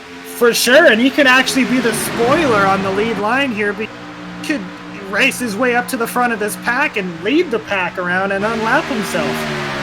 And that could really mix things up, because then in turn that would unlap either Stephen Legault or Chad Frankenfield. So he could really mix things up there in that 86 car. This is interesting up here at the front. You've got Vincent Isabella being pushed by Joshua Personette. Both of them are almost pretty much in a must-win situation to get into the playoffs. How long is the 7 going to push the 13 for? I think he stays right where he's at. He's in a good spot. He's running in second. He's like what I like to call the control car in this scenario. If they break away from that outside line and it becomes maybe a 3-car gap or a 3-car lead to the next car on the outside like they are right now, he's the control car. He's the guy. He can sit behind that 13 car and just wait to make his move. He's got to hope that he gets some help with him, but he'll have a little bit of a run to make something happen on that outside until another car comes up there and joins him or leaves him out to dry on the bottom. 50 laps to go when they hit the line next time by. You got 4 drivers up here trying to play spoiler. Vincent Isabella, Joshua Personette, 1st and 2nd on the inside line. You got Matthew Weeks up in the top 5. Damian Leniger not too far back in 7th. Those guys, along with Ryan Lutz in 6th, if they can win, they've got a playoff spot. And right now, the guy that we're focused on, Ethan Reasoner, I think currently would be ahead of Rishabh Kosla points-wise, so Kosla's got to continue to pick up spots.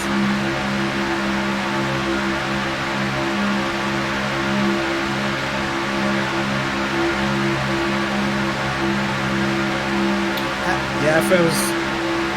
See, Sam, is that accurate there? At the moment, Ethan Reasoner would make it in, and Kosla would be out. Also, looking at Kosla's car, it looks like he has a little bit of front-end damage on his vehicle that could be slowing him down, or he could be just taking it easy to get back.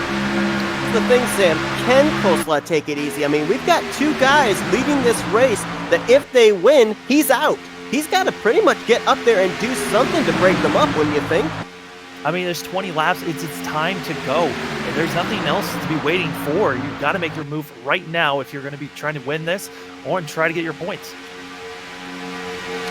Honestly, fellas, I think at this point, as even though there's ways to race your way in on points, everybody who's outside looking in is like, okay, I got to win this race. Points racing is out the window at this point. I think unless you're Ethan Reisner or one of those guys that's off the lead lap.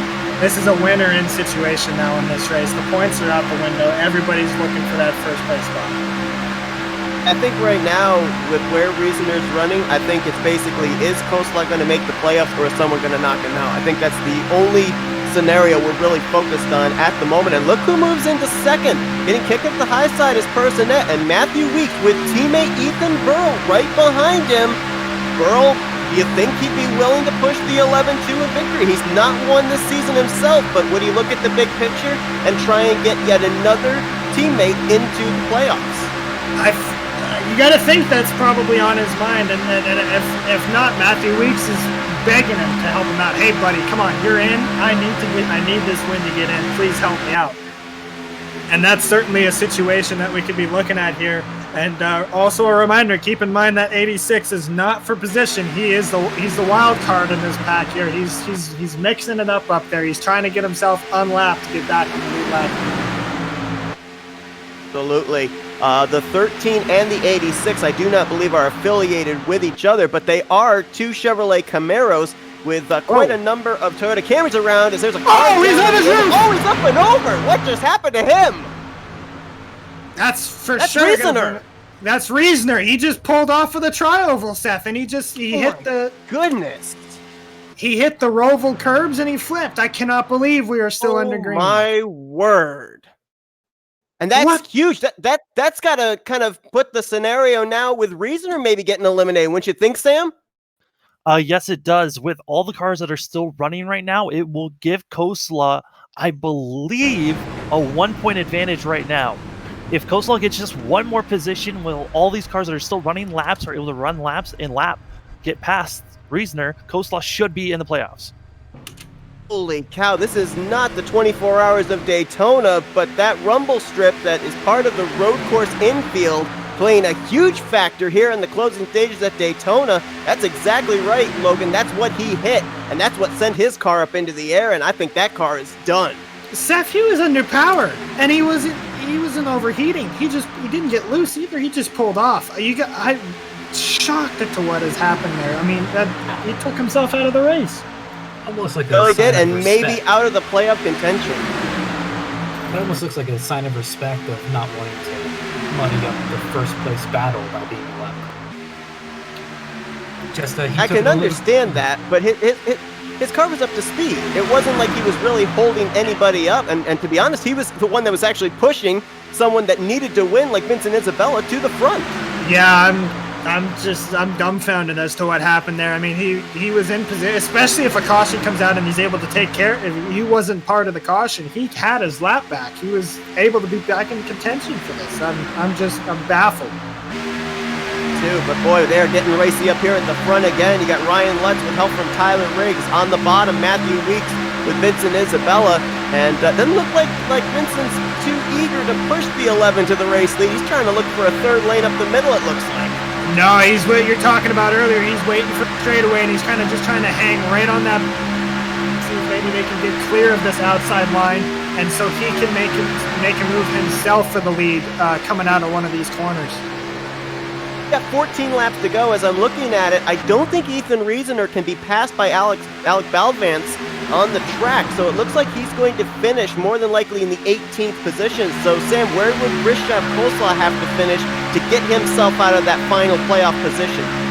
It's looking like he needs to finish around the 11th or 12th position, just because he has that bonus point. It really helped him. So around the 11th or 12th, he should be around there. Now he's in 13th. He is at the tail end of the lead pack. So if trouble breaks out even up ahead of him, that's some more spots he can pick up. And we almost had it right there as Vincent Isabella got way out of shape in the tri-oval. Yeah, a little bit squirrely there. Ethan Reasoner, now he is back on the track. He is 3 laps down, but he is riding around. So again, very, very confused as to what this situation. Oh, we got a car on the wall for 2. Everybody's going to go around him again. That was the 7 of Joshua Personette, I believe. It was. You are correct. He's going to drop to the back of the pack here. Don't know if he'll stay with the lead group or not. And that's another position that Rishav Kolsa is going to be able to pick up. So that moves him up, I believe, to the 12th position, which is right around where he needs to be. Yeah, that's not, oh man, you got to feel for him because that was just a simple mistake, man. He was just on the outside and he overdrove the corner just a little bit or misjudged his entry or something. Looks like here, as we're looking at the helicopter view, looks like Bonsignor kind of moved up to block him, and the 7 couldn't go any higher. Safer barrier was there, and as he brushed it, lost him all that momentum. As we got Toyotas, 1, 2, 3, 4 on that inside line. Lutz, Weeks, Burl, and Zelensky, rather.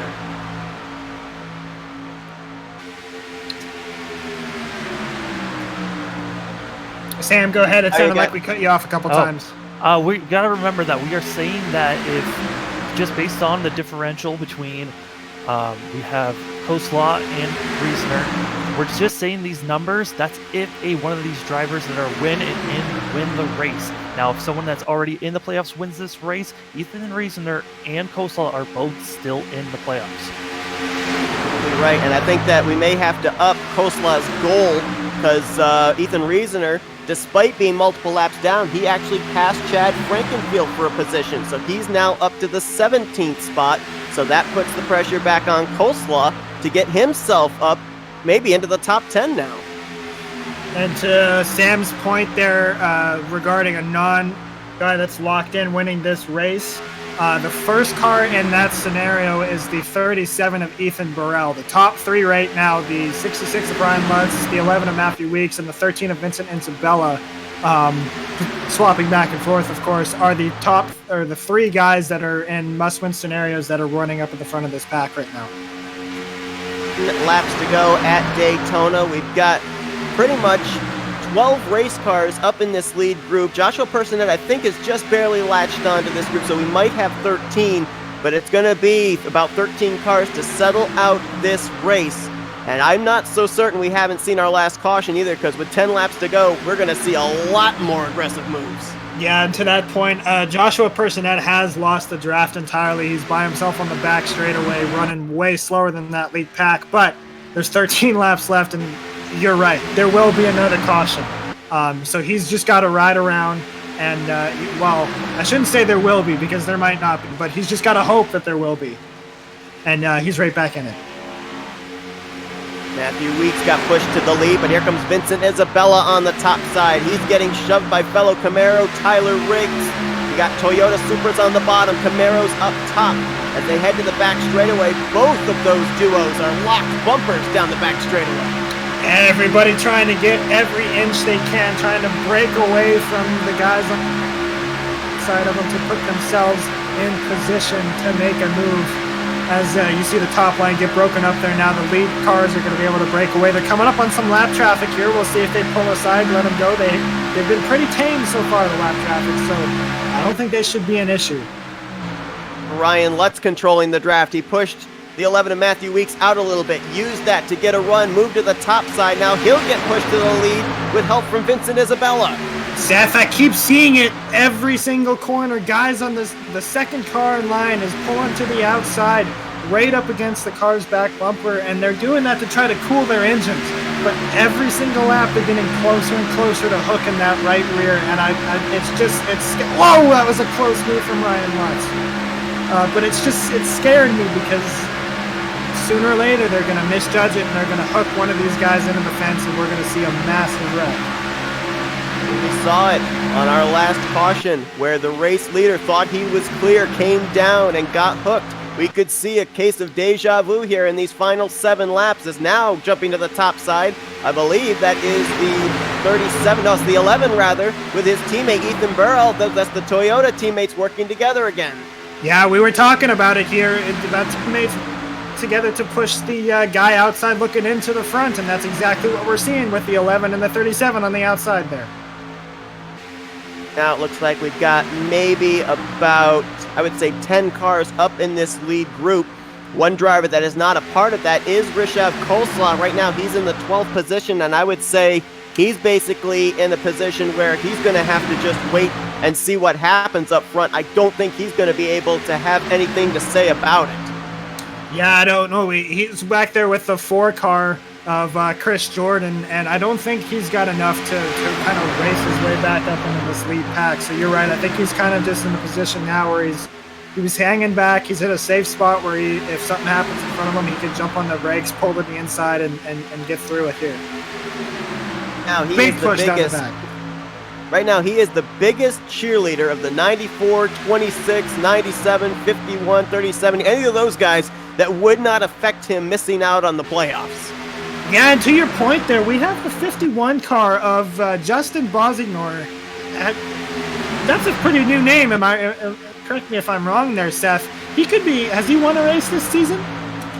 Hasn't. He's actually only made one start this year, and that was back at Charlotte. And if I remember correctly, he's the 2018 Wheel and Modified Series champion in real life. So a big name here that could very well be a factor into what our playoff 14 are going to look like.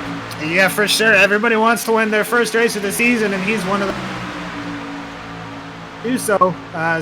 He could be the spoiler for this party. We'll know a player who survived the carnage at Pocono, the 6 green-white checkers to get the victory and lock himself into the playoffs. He's getting literally shoved through 3 and 4 to the race lead. Coming to 3 laps to go this time by. They're getting really racy up near the front. That's Ryan Lutz sitting right behind Kendall Noah Player. Remember, Kendall Noah Player is locked into the points. Here comes Ryan Lutz on the outside going in the lead. A player tried to move up and block, but just could not block the momentum of the 66. He's got help from Levi Zelensky on the top side. Kendall Noah Player has Tyler Riggs down there helping him, but the Toyotas, they're lined up top. 5 of them there as you add in Ethan Burrow and David Tooker. Huge push from the top. There goes Ryan Lutz. There goes the 66 and a big wreck. Oh my Zelensky's in it. He's spinning further up.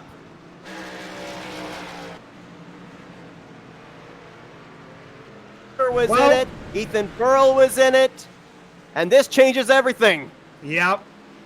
We knew it was going to come. We just didn't know when. They were chain bumping down the back straightaway, 5 of them in line. And I don't know if the 66 got hooked by the 97 or if the 66 came up, but they were just so close that just the slightest amount of movement was going to cause an issue. No power on the 66 there, Seth. Oh, man, Ryan Lutz, who had quite a day up to this point, got trapped a lap down early, got the lucky dog, fought his way up into the top 10, had an issue going through the grass in the tri-oval in the infield, saved it, got back up to the front, and this is how his day is going to end, and there you see it. I think he tried to come up in front of his teammate, or I'm not sure it was a teammate, but fellow manufacturer, Zelensky, and I think there was just not enough daylight, got hooked in that right rear, and I'd be a little concerned as well about what damage Matthew Weeks might have sustained from that, because that's another driver that came in a must-win situation. That's just a product of the pushing there, Seth. It was, like you mentioned, it was 5 cars pushing down that back straightaway, and honest, Ryan Lutz quite literally got bumped out of line. And all he was trying to do was get back in front of that 97 to try and keep his momentum. And unfortunately, there's too much speed there. And he ultimately just got ran over. But that's product of this racing. And people might be, looking at the onboards we've got here and wondering, well, if the 97 was helping push Lutz to the lead, why didn't he back off, let him back in line? But as you see right there, as we were on board with Matthew Weeks, the 11 was shoving the 97. So even if Zelensky lifts, it's not going to slow his momentum because he's getting shoved from behind as well. Exactly. Nobody in that situation had any chance of avoiding that. It's just one car pushing another here, and it's just product of Daytona pack racing here in this kind of a scenario. Looks like we're going to be having a green-white checkered here, Seth. Definitely does. And Sam, I would assume that this definitely is going to put both Ethan Riesener and Stephen Mago, as well as Rishabh Khosla, all in really good situations now, because that eliminates quite a number of drivers that would have knocked either Khosla or Riesener out of that final spot. It really does make him feel a lot better, but Damian Leninger is still up here, so is Vincent Isabella. Both those cars still look very clean and are still up here in the top 5, top 10. This also complicates Reasoner and Kozla on where they're going to be standing. A lot of these cars are still in pit road getting fixed up, which is giving Reasoner time to go around the laps and try to pass these guys while everyone's a lap down. Now Kosla is in 7th, and if some of those guys you alluded to still stay on pit road, we could see Reasoner up maybe as high as 15th.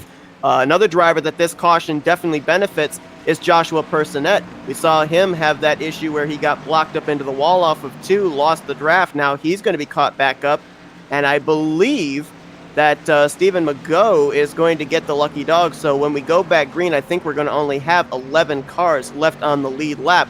And as you alluded to, Sam, 2 of them, Leniger and Isabella, are really the 2 that could be the difference maker in whether either Reasoner or Kosla are going to make the playoffs or not. Yeah, so to your point there, Seth, you mentioned Joshua Personette. He was involved in that wreck, but he's under full power, which is huge. He's a little bit bent up on the back end. It looks like he might have just got run over under braking. But he's got just a little bit of damage. Like I said, he's under full power. He's still very much in this race, and that's a huge break for him because as of 2 laps ago, he was out of it. Now he's right back in it, sitting in 10th place. We've been talking about 3 different storylines here during the course of this race. Obviously, the 2 most important are based off of drivers making it into the playoffs, whether it be points-wise or a win and you're in. But one thing we haven't highlighted a whole lot about is drivers that are trying to get playoff points that are already locked in. Well, we had a number of our multi-time winners up here towards the front. Frankenfield is now damaged. Jared Campbell is out of the race. Tyler Riggs is the only multi-time winner this season that is up here at the front, looking for his 3rd win to tie Frankenfield with most wins overall heading into the playoffs now. And I think to that point, too, the first guy that we're looking at that has the first guy in the running order that has a chance of winning himself into the postseason is Damian Leniger. And then followed by that, it's Isabella, Kozla, and Personette are the only cars running right now that have a shot at the postseason here. The interesting thing, too, with that caution coming out and Kosla up here in the 7th position, now he's got a chance to make sure that the 12 or the 13 do not go to victory lane. He's got a chance to maybe push someone else to victory lane and keep his playoff hopes alive. Yeah, this is almost a time where you got to, it sounds bad to say, but you got to bully the other drivers racing. You're doing everything you can to make sure they don't finish ahead of you. If you got to lean on them a bit, you're going to lean on them a bit. You might bang doors with them off of 4 to make sure. You don't want to wreck the guy. Nobody wants to be known as the guy who takes other guys out to benefit themselves. But you're going to bully these other guys into making sure they finish behind you and you get yourself into the postseason. With the number of drivers we have on the lead lap, how aggressive can Kosla be with Isabella and Leniger to make sure they don't win and possibly have himself in a spin or a wreck in these final 2 laps? The way you got to look at it is you only get one to the green-white checkered here. There's no looking out for yourself now. You've got to go for it. You've got to go for gaps that maybe aren't there or that gaps you wouldn't go for, obviously, with 20 or 30 laps into the race. But it's a green-white checkered. All bets are off. If there's a hole that you think you can get through, you're going to go for it. And if it works out, it works out. If it doesn't, it doesn't. All of these guys are in scenarios. Go ahead. Oh, go ahead. Finish your thought. All of these guys are in scenarios where if pretty much if they don't win this race, they're not going to have a chance at a championship, and that's the way they've got to look at it. Right? A green-white checker to finish this. This is the situation for the drivers that are in the hunt for this win now. You got Tyler Riggs looking for his 3rd win of the season. Zelensky, he can't make the playoffs, but he wants his 1st win on the year. David Tooker, he's looking for win number 2. Bonsignor, he also in the same boat as Zelensky, but he wants a victory. Leniger, it's a win and you're in for him. Same for Isabella, they're 5th and 6th. Kosla wants to get in on points. Chris Jordan's 8th. Personette needs to win, he's 9th. Kendall Noah Player 10th. Green-white checkered, here we go. And remember, they got to make it back to the white flag before this race is official. Next flag ends the race here. The 51 did not get a good restart. That's going to kill the 97 on the top side, but it's huge for Damian Leniger on the bottom. He almost didn't make it to turn 1 as Isabella almost turned Bonsignor, but look at this inside line lined up. You got Tyler Riggs, and look at Leniger right on his back bumper, almost up the track into Zelensky. He's in position A right now. He just needs to make sure he stays ahead of the 97. It doesn't look like it's going to happen, though, as they've got to run down the back straightaway here going into turn 3. Now Leniger's getting pushed by Coleslaw. I don't think Coleslaw wants to push the 12 to victory lane because that could take him out of a playoff position. Right now you see him backing off. I think this is strategy. He does not want to give that 12 a run on the 26. Yeah, he wants to build that gap, make sure he's able to stay right there. A little bit of contact between him and the 97. That's going to bring Coleslaw out of the... And here comes Leniger to the front. White flag in the air at Daytona. Leniger's got help from fellow Toyota Supra, Zelensky on the top, Levi Zelensky, and Leniger's going to clear for the race lead on the final lap. He's just got to hold that bottom and make his car real wide on this back straightaway. He's got to block that outside line. It looks like right now he's just going to have to hold off Tyler Riggs as the 97's in the wall behind him. The gap there, Joshua Personet's got Kendall Noah Player behind him. Will he have a run up here into turn 3? He's in a must-win situation. Leniger throwing blocks on Riggs as they head into the final few corners. Here comes Riggs to the bottom. Personet's around at the back. It's going to be a drag race between Leniger and Riggs to the line. The 13 is also in a position. Here comes the 13 off of 4. Damian Leniger's going to get away. Damian Leniger's going to survive the carnage on the final lap. He's into the playoffs with a victory at Daytona. Oh my goodness, that was crazy. It was carnage after carnage. What a job by Damian Leniger on winning this race with the 13 of Vincent Isabella racing into second. We know that Leniger's in. The question is now, who is out? Is it going to be Coleslaw or is it going to be Reason? Or Coleslaw finished in 5th. So Sam, what do you think? Based off the points, Reasoner's in 14th, Coleslaw's in 5th. I believe Coleslaw's making it in. Oh, wow. Go back to Coleslaw having the issue off turn 4 coming to the white. Somehow he survived for a top 5. Yeah. That was wild. So we know that the 12 is locked in. Sam, correct? Is the 13 in as well? Is it Vincent Isabella? Is he in as well? Vincent Isabella is not in due to the fact of not winning their race. Okay, so he was in a must-win scenario as well. He was in a must-win. Wow. No, Leniger is in. Pretty certain that Coleslaw gets the final spot, and we got some issues here. Oh my goodness. Some tempers flaring. Tempers flaring? Yeah, we expected this. That was that's just the product, man. It's so many guys had to win coming into here, and that last lap was dicey, and that's product of this racing. That was Personet getting into it with, I believe, Vincent Isabella. Yes, and we're going to go back and see just exactly what it might have been that culminated this. This was going into turn 3. And it was actually the 94 that hooked Personet around, so I think he's going after the wrong guy. That's just the frustration. You're in a must-win situation, you're in position, and then you have something like that happen. I mean, I can understand the frustration, certainly, but man. And then you go back to that incident there off of turn 4 coming to the checkers. I thought for certain that Vincent Isabella was going to try 3 wide, and I don't think he even really turned Tyler Riggs. I think Riggs got loose and spun down across Vincent Isabella's nose. Well, Riggs got loose. He banged doors with the 12, and the 13 was not lifting.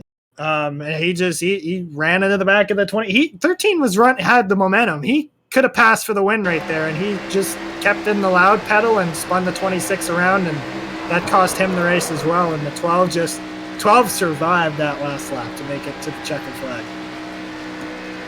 Boy, Damian Leniger.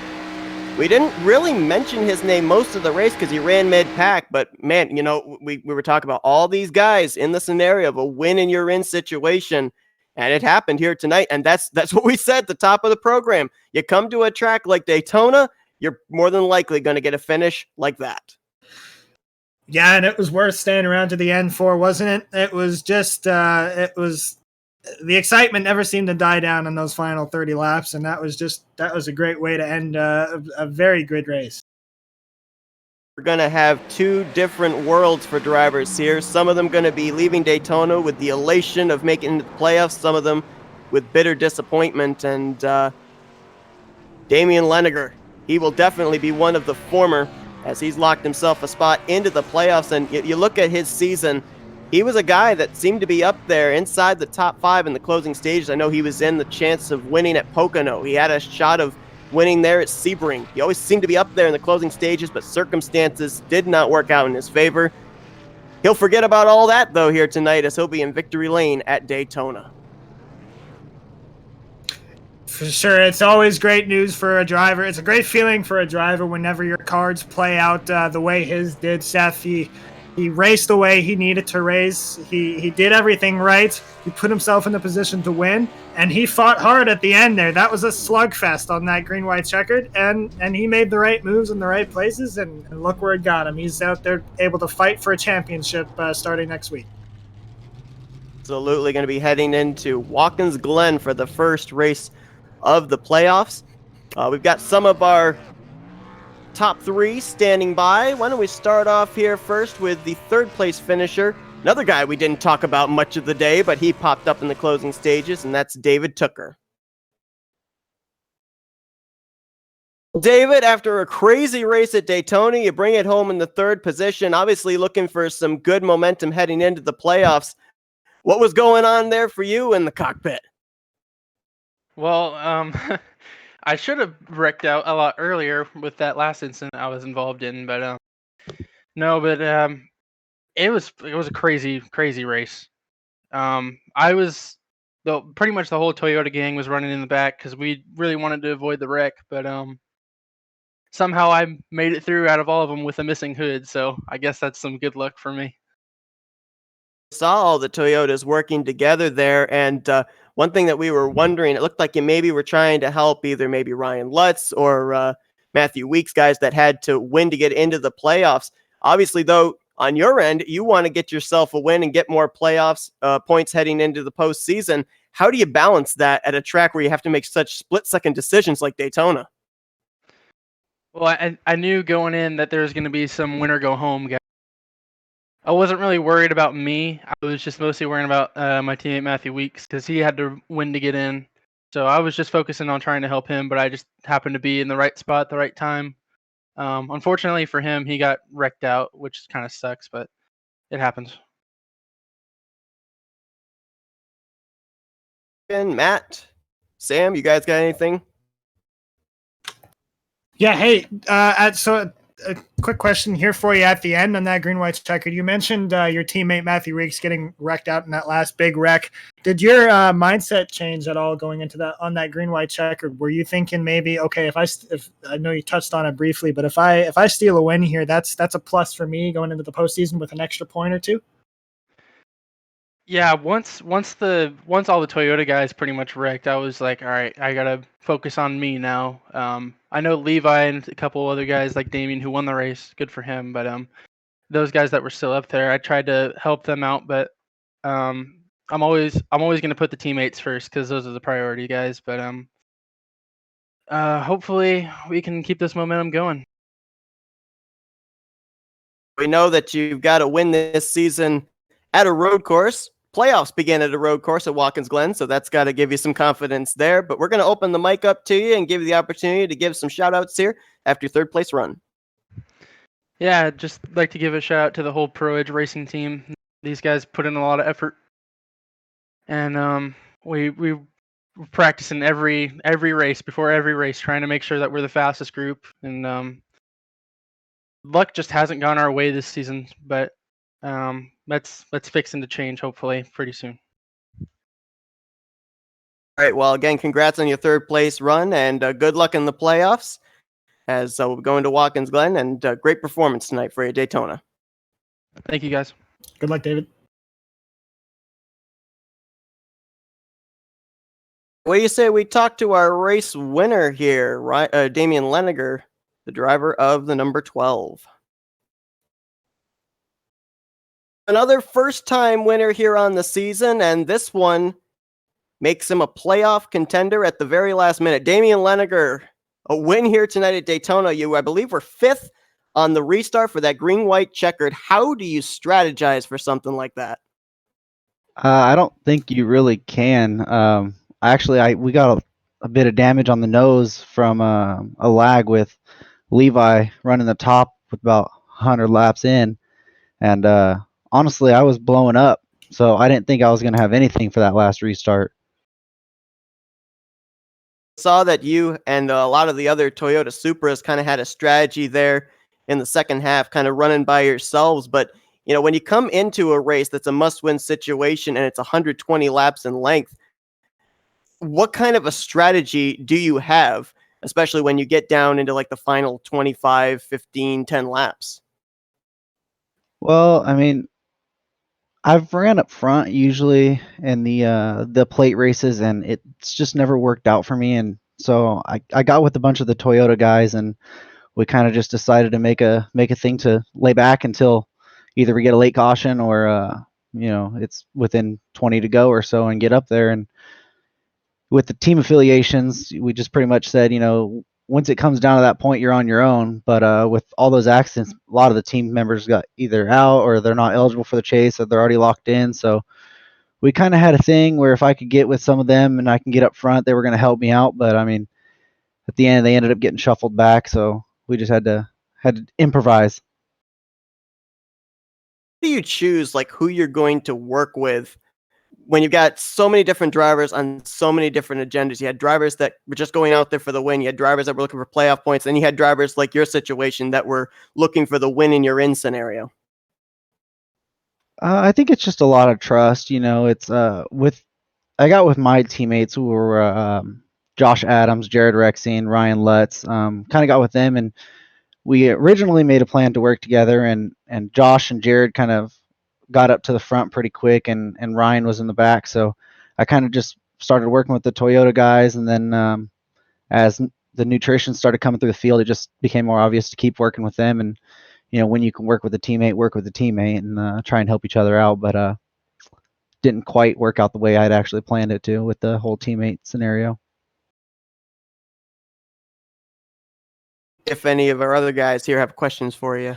Yeah, Damien. A question. You mentioned a lot before the race. You were obviously met with your teammates there, and obviously at Daytona and Talladega, and in scenarios like this, you obviously want to work a lot with your teammates. But did all of you Toyota drivers have a sit down before the race and say, "Hey guys, let's try when we can to work with each other and avoid working with the other manufacturers out there," or was it kind of a thing that kind of got established once you guys took the green? Where if you saw a Toyota in front of you versus if you saw a Toyota and a Chevy in front of you, you'd pick the Toyota over the Chevy just because of the same manufacturers. Well, coming in, I being the leader of Bright Lights Motorsports and stuff, I kind of made a plan with Pro Edge, which is Ethan Burrell, David Tucker, Josh Clark, and stuff, and he's another Toyota camp, for us to work together. Well, about halfway through practice and stuff, we kind of got more of the Toyota drivers on board and made our own voice channel to where all the Toyota people could talk together, and we all pretty much agreed on our plan was just to ride around for a while and let the nutrition happen up there, and then just like I said, wait until the end and try and get up there. But I mean, it was a plan to work with at least one Toyota group, just not every Toyota until about halfway through practice tonight. One more quick question here from me before I hand you back over to Seth. You mentioned too you were blowing up at the end, which is impressive to make it all the way around, I must say.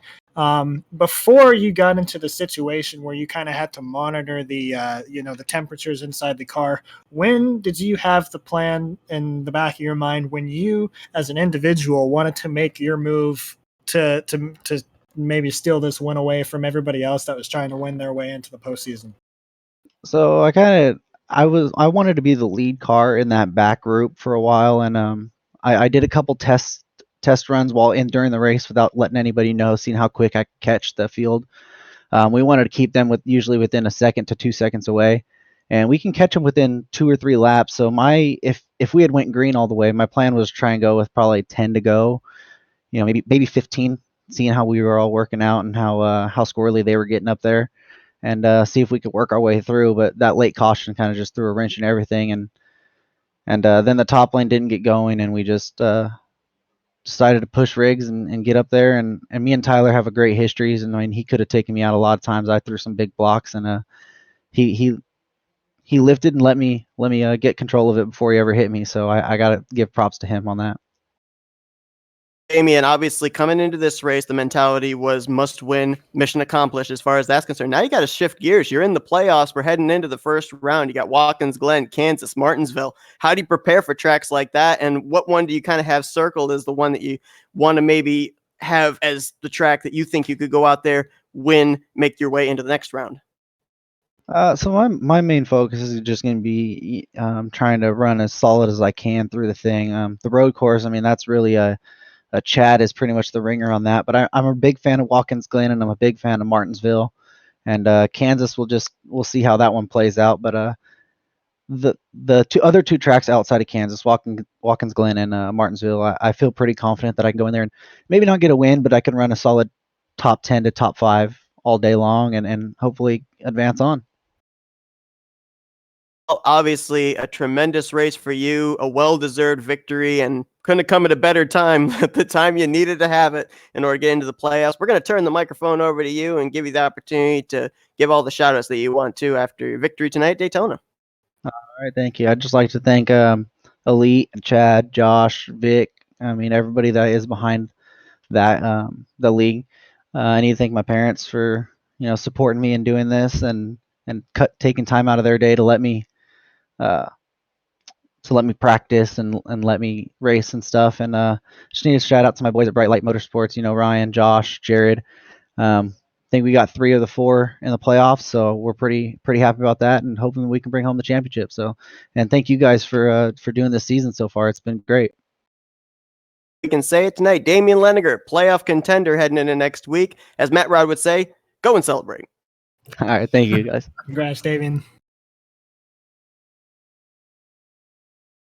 Great, and we have our second place finisher, who also was in a must-win situation. He comes up 0.2 of a second short, and that's Vincent Isabella. Hey, how's it going, boys? Vincent, man, so close to being able to win your way into the playoffs. If there was anything you could have done on that final lap, or even those final 2 laps of that green-white checkered, what would it have been? Honestly, there was nothing you could do. I mean, when those 2 got swirly in front of me, I tried to go low, and he came back down. I think I would have had Leniger at the line if I didn't hit whoever it was that came down. I think it was Riggs, but so close. The end there, it was looking like it was basically you and Riggs, the Chevys, against all the Toyotas. How difficult was it to hold off the Supras? Yeah, I mean, they were all fast. And even, while we were in the race, I mean, the Fords were quick too. Chad and Bonsignor running together there in the Menards cars, they were quick. So we were a little outnumbered today. Thing that was very interesting to note was a whole bunch of drivers, including yourself, coming in a must-win situation. Now, a lot of drivers early on fell to the back. A lot kind of rode in the mid-pack area, but not you. You stayed up there in that front pack. Why was that? I just, I was hoping maybe I could get the halfway stage break point. Well, not stage break, but the halfway point. And, it was just trying to stay out of trouble. I figured, not the better drivers, but like the people who you trust more, you've run around the entire year, were up front. So that was the situation.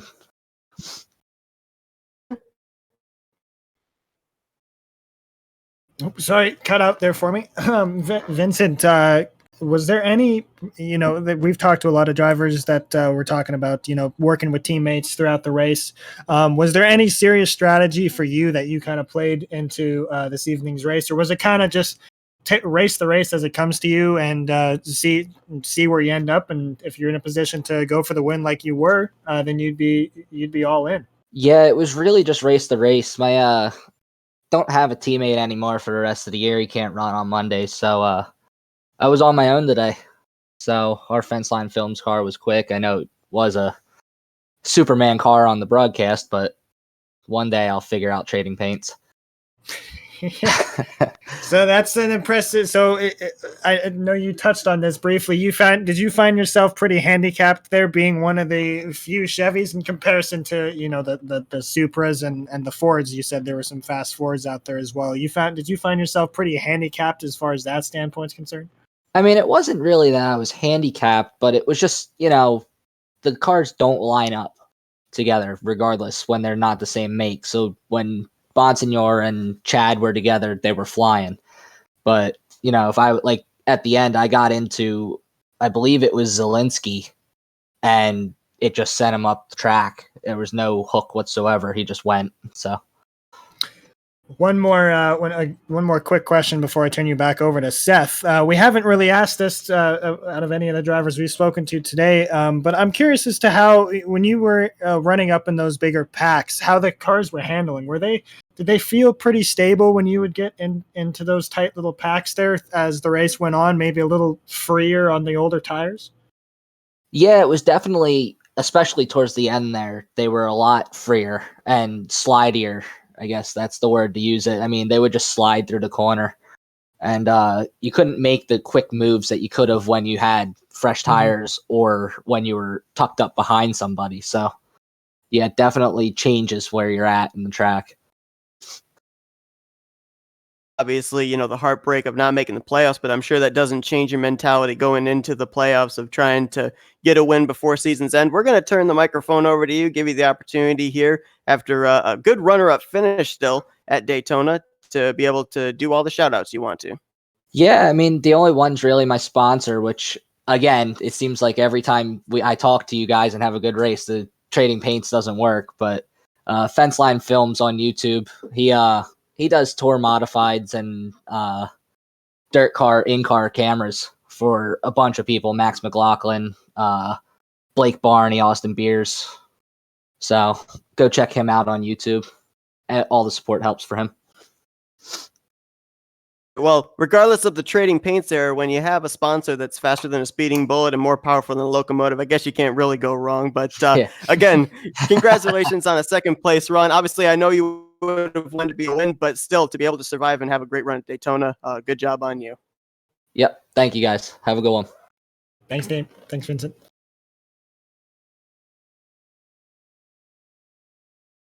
Okay, so that is our top three. And Logan, I think we can safely say the regular season finale at Daytona, it definitely matched up to everything we expected it was going to be. Oh, boy. Yeah, absolutely. I think for a while there, though, Seth, I was shocked at how much these guys were actually able to points race for a long time. And for a while, I thought it was going to be like that all the way up to the checkered flag. Obviously, that's not the way things worked out, but I was so surprised at how much points racing these guys were able to do.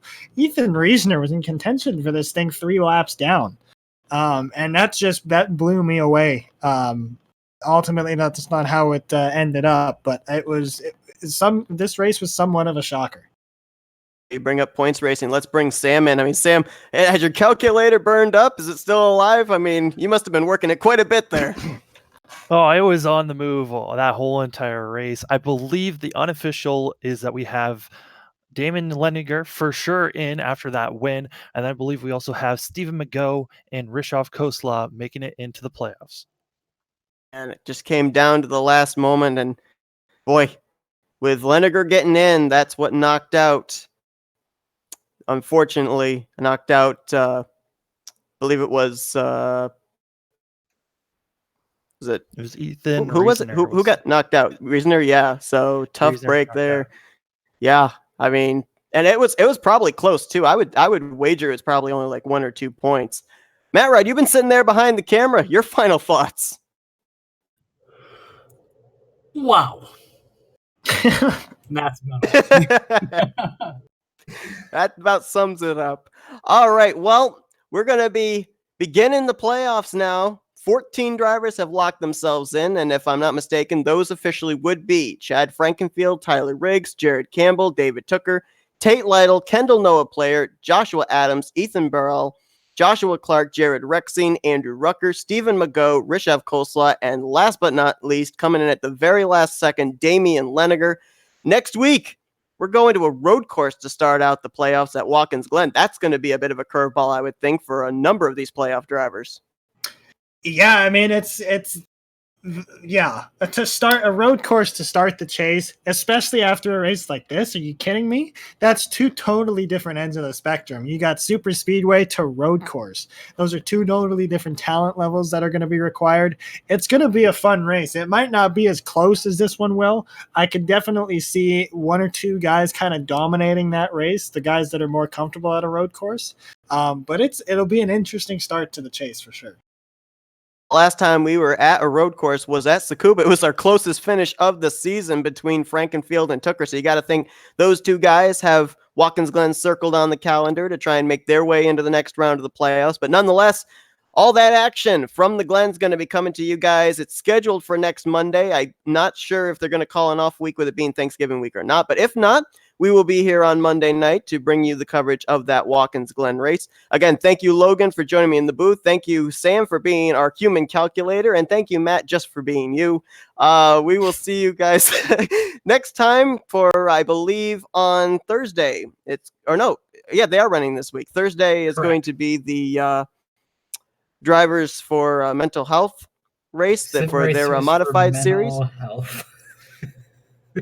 Hey, I could call this the Full Throttle Racing Network again too. Oh, please don't.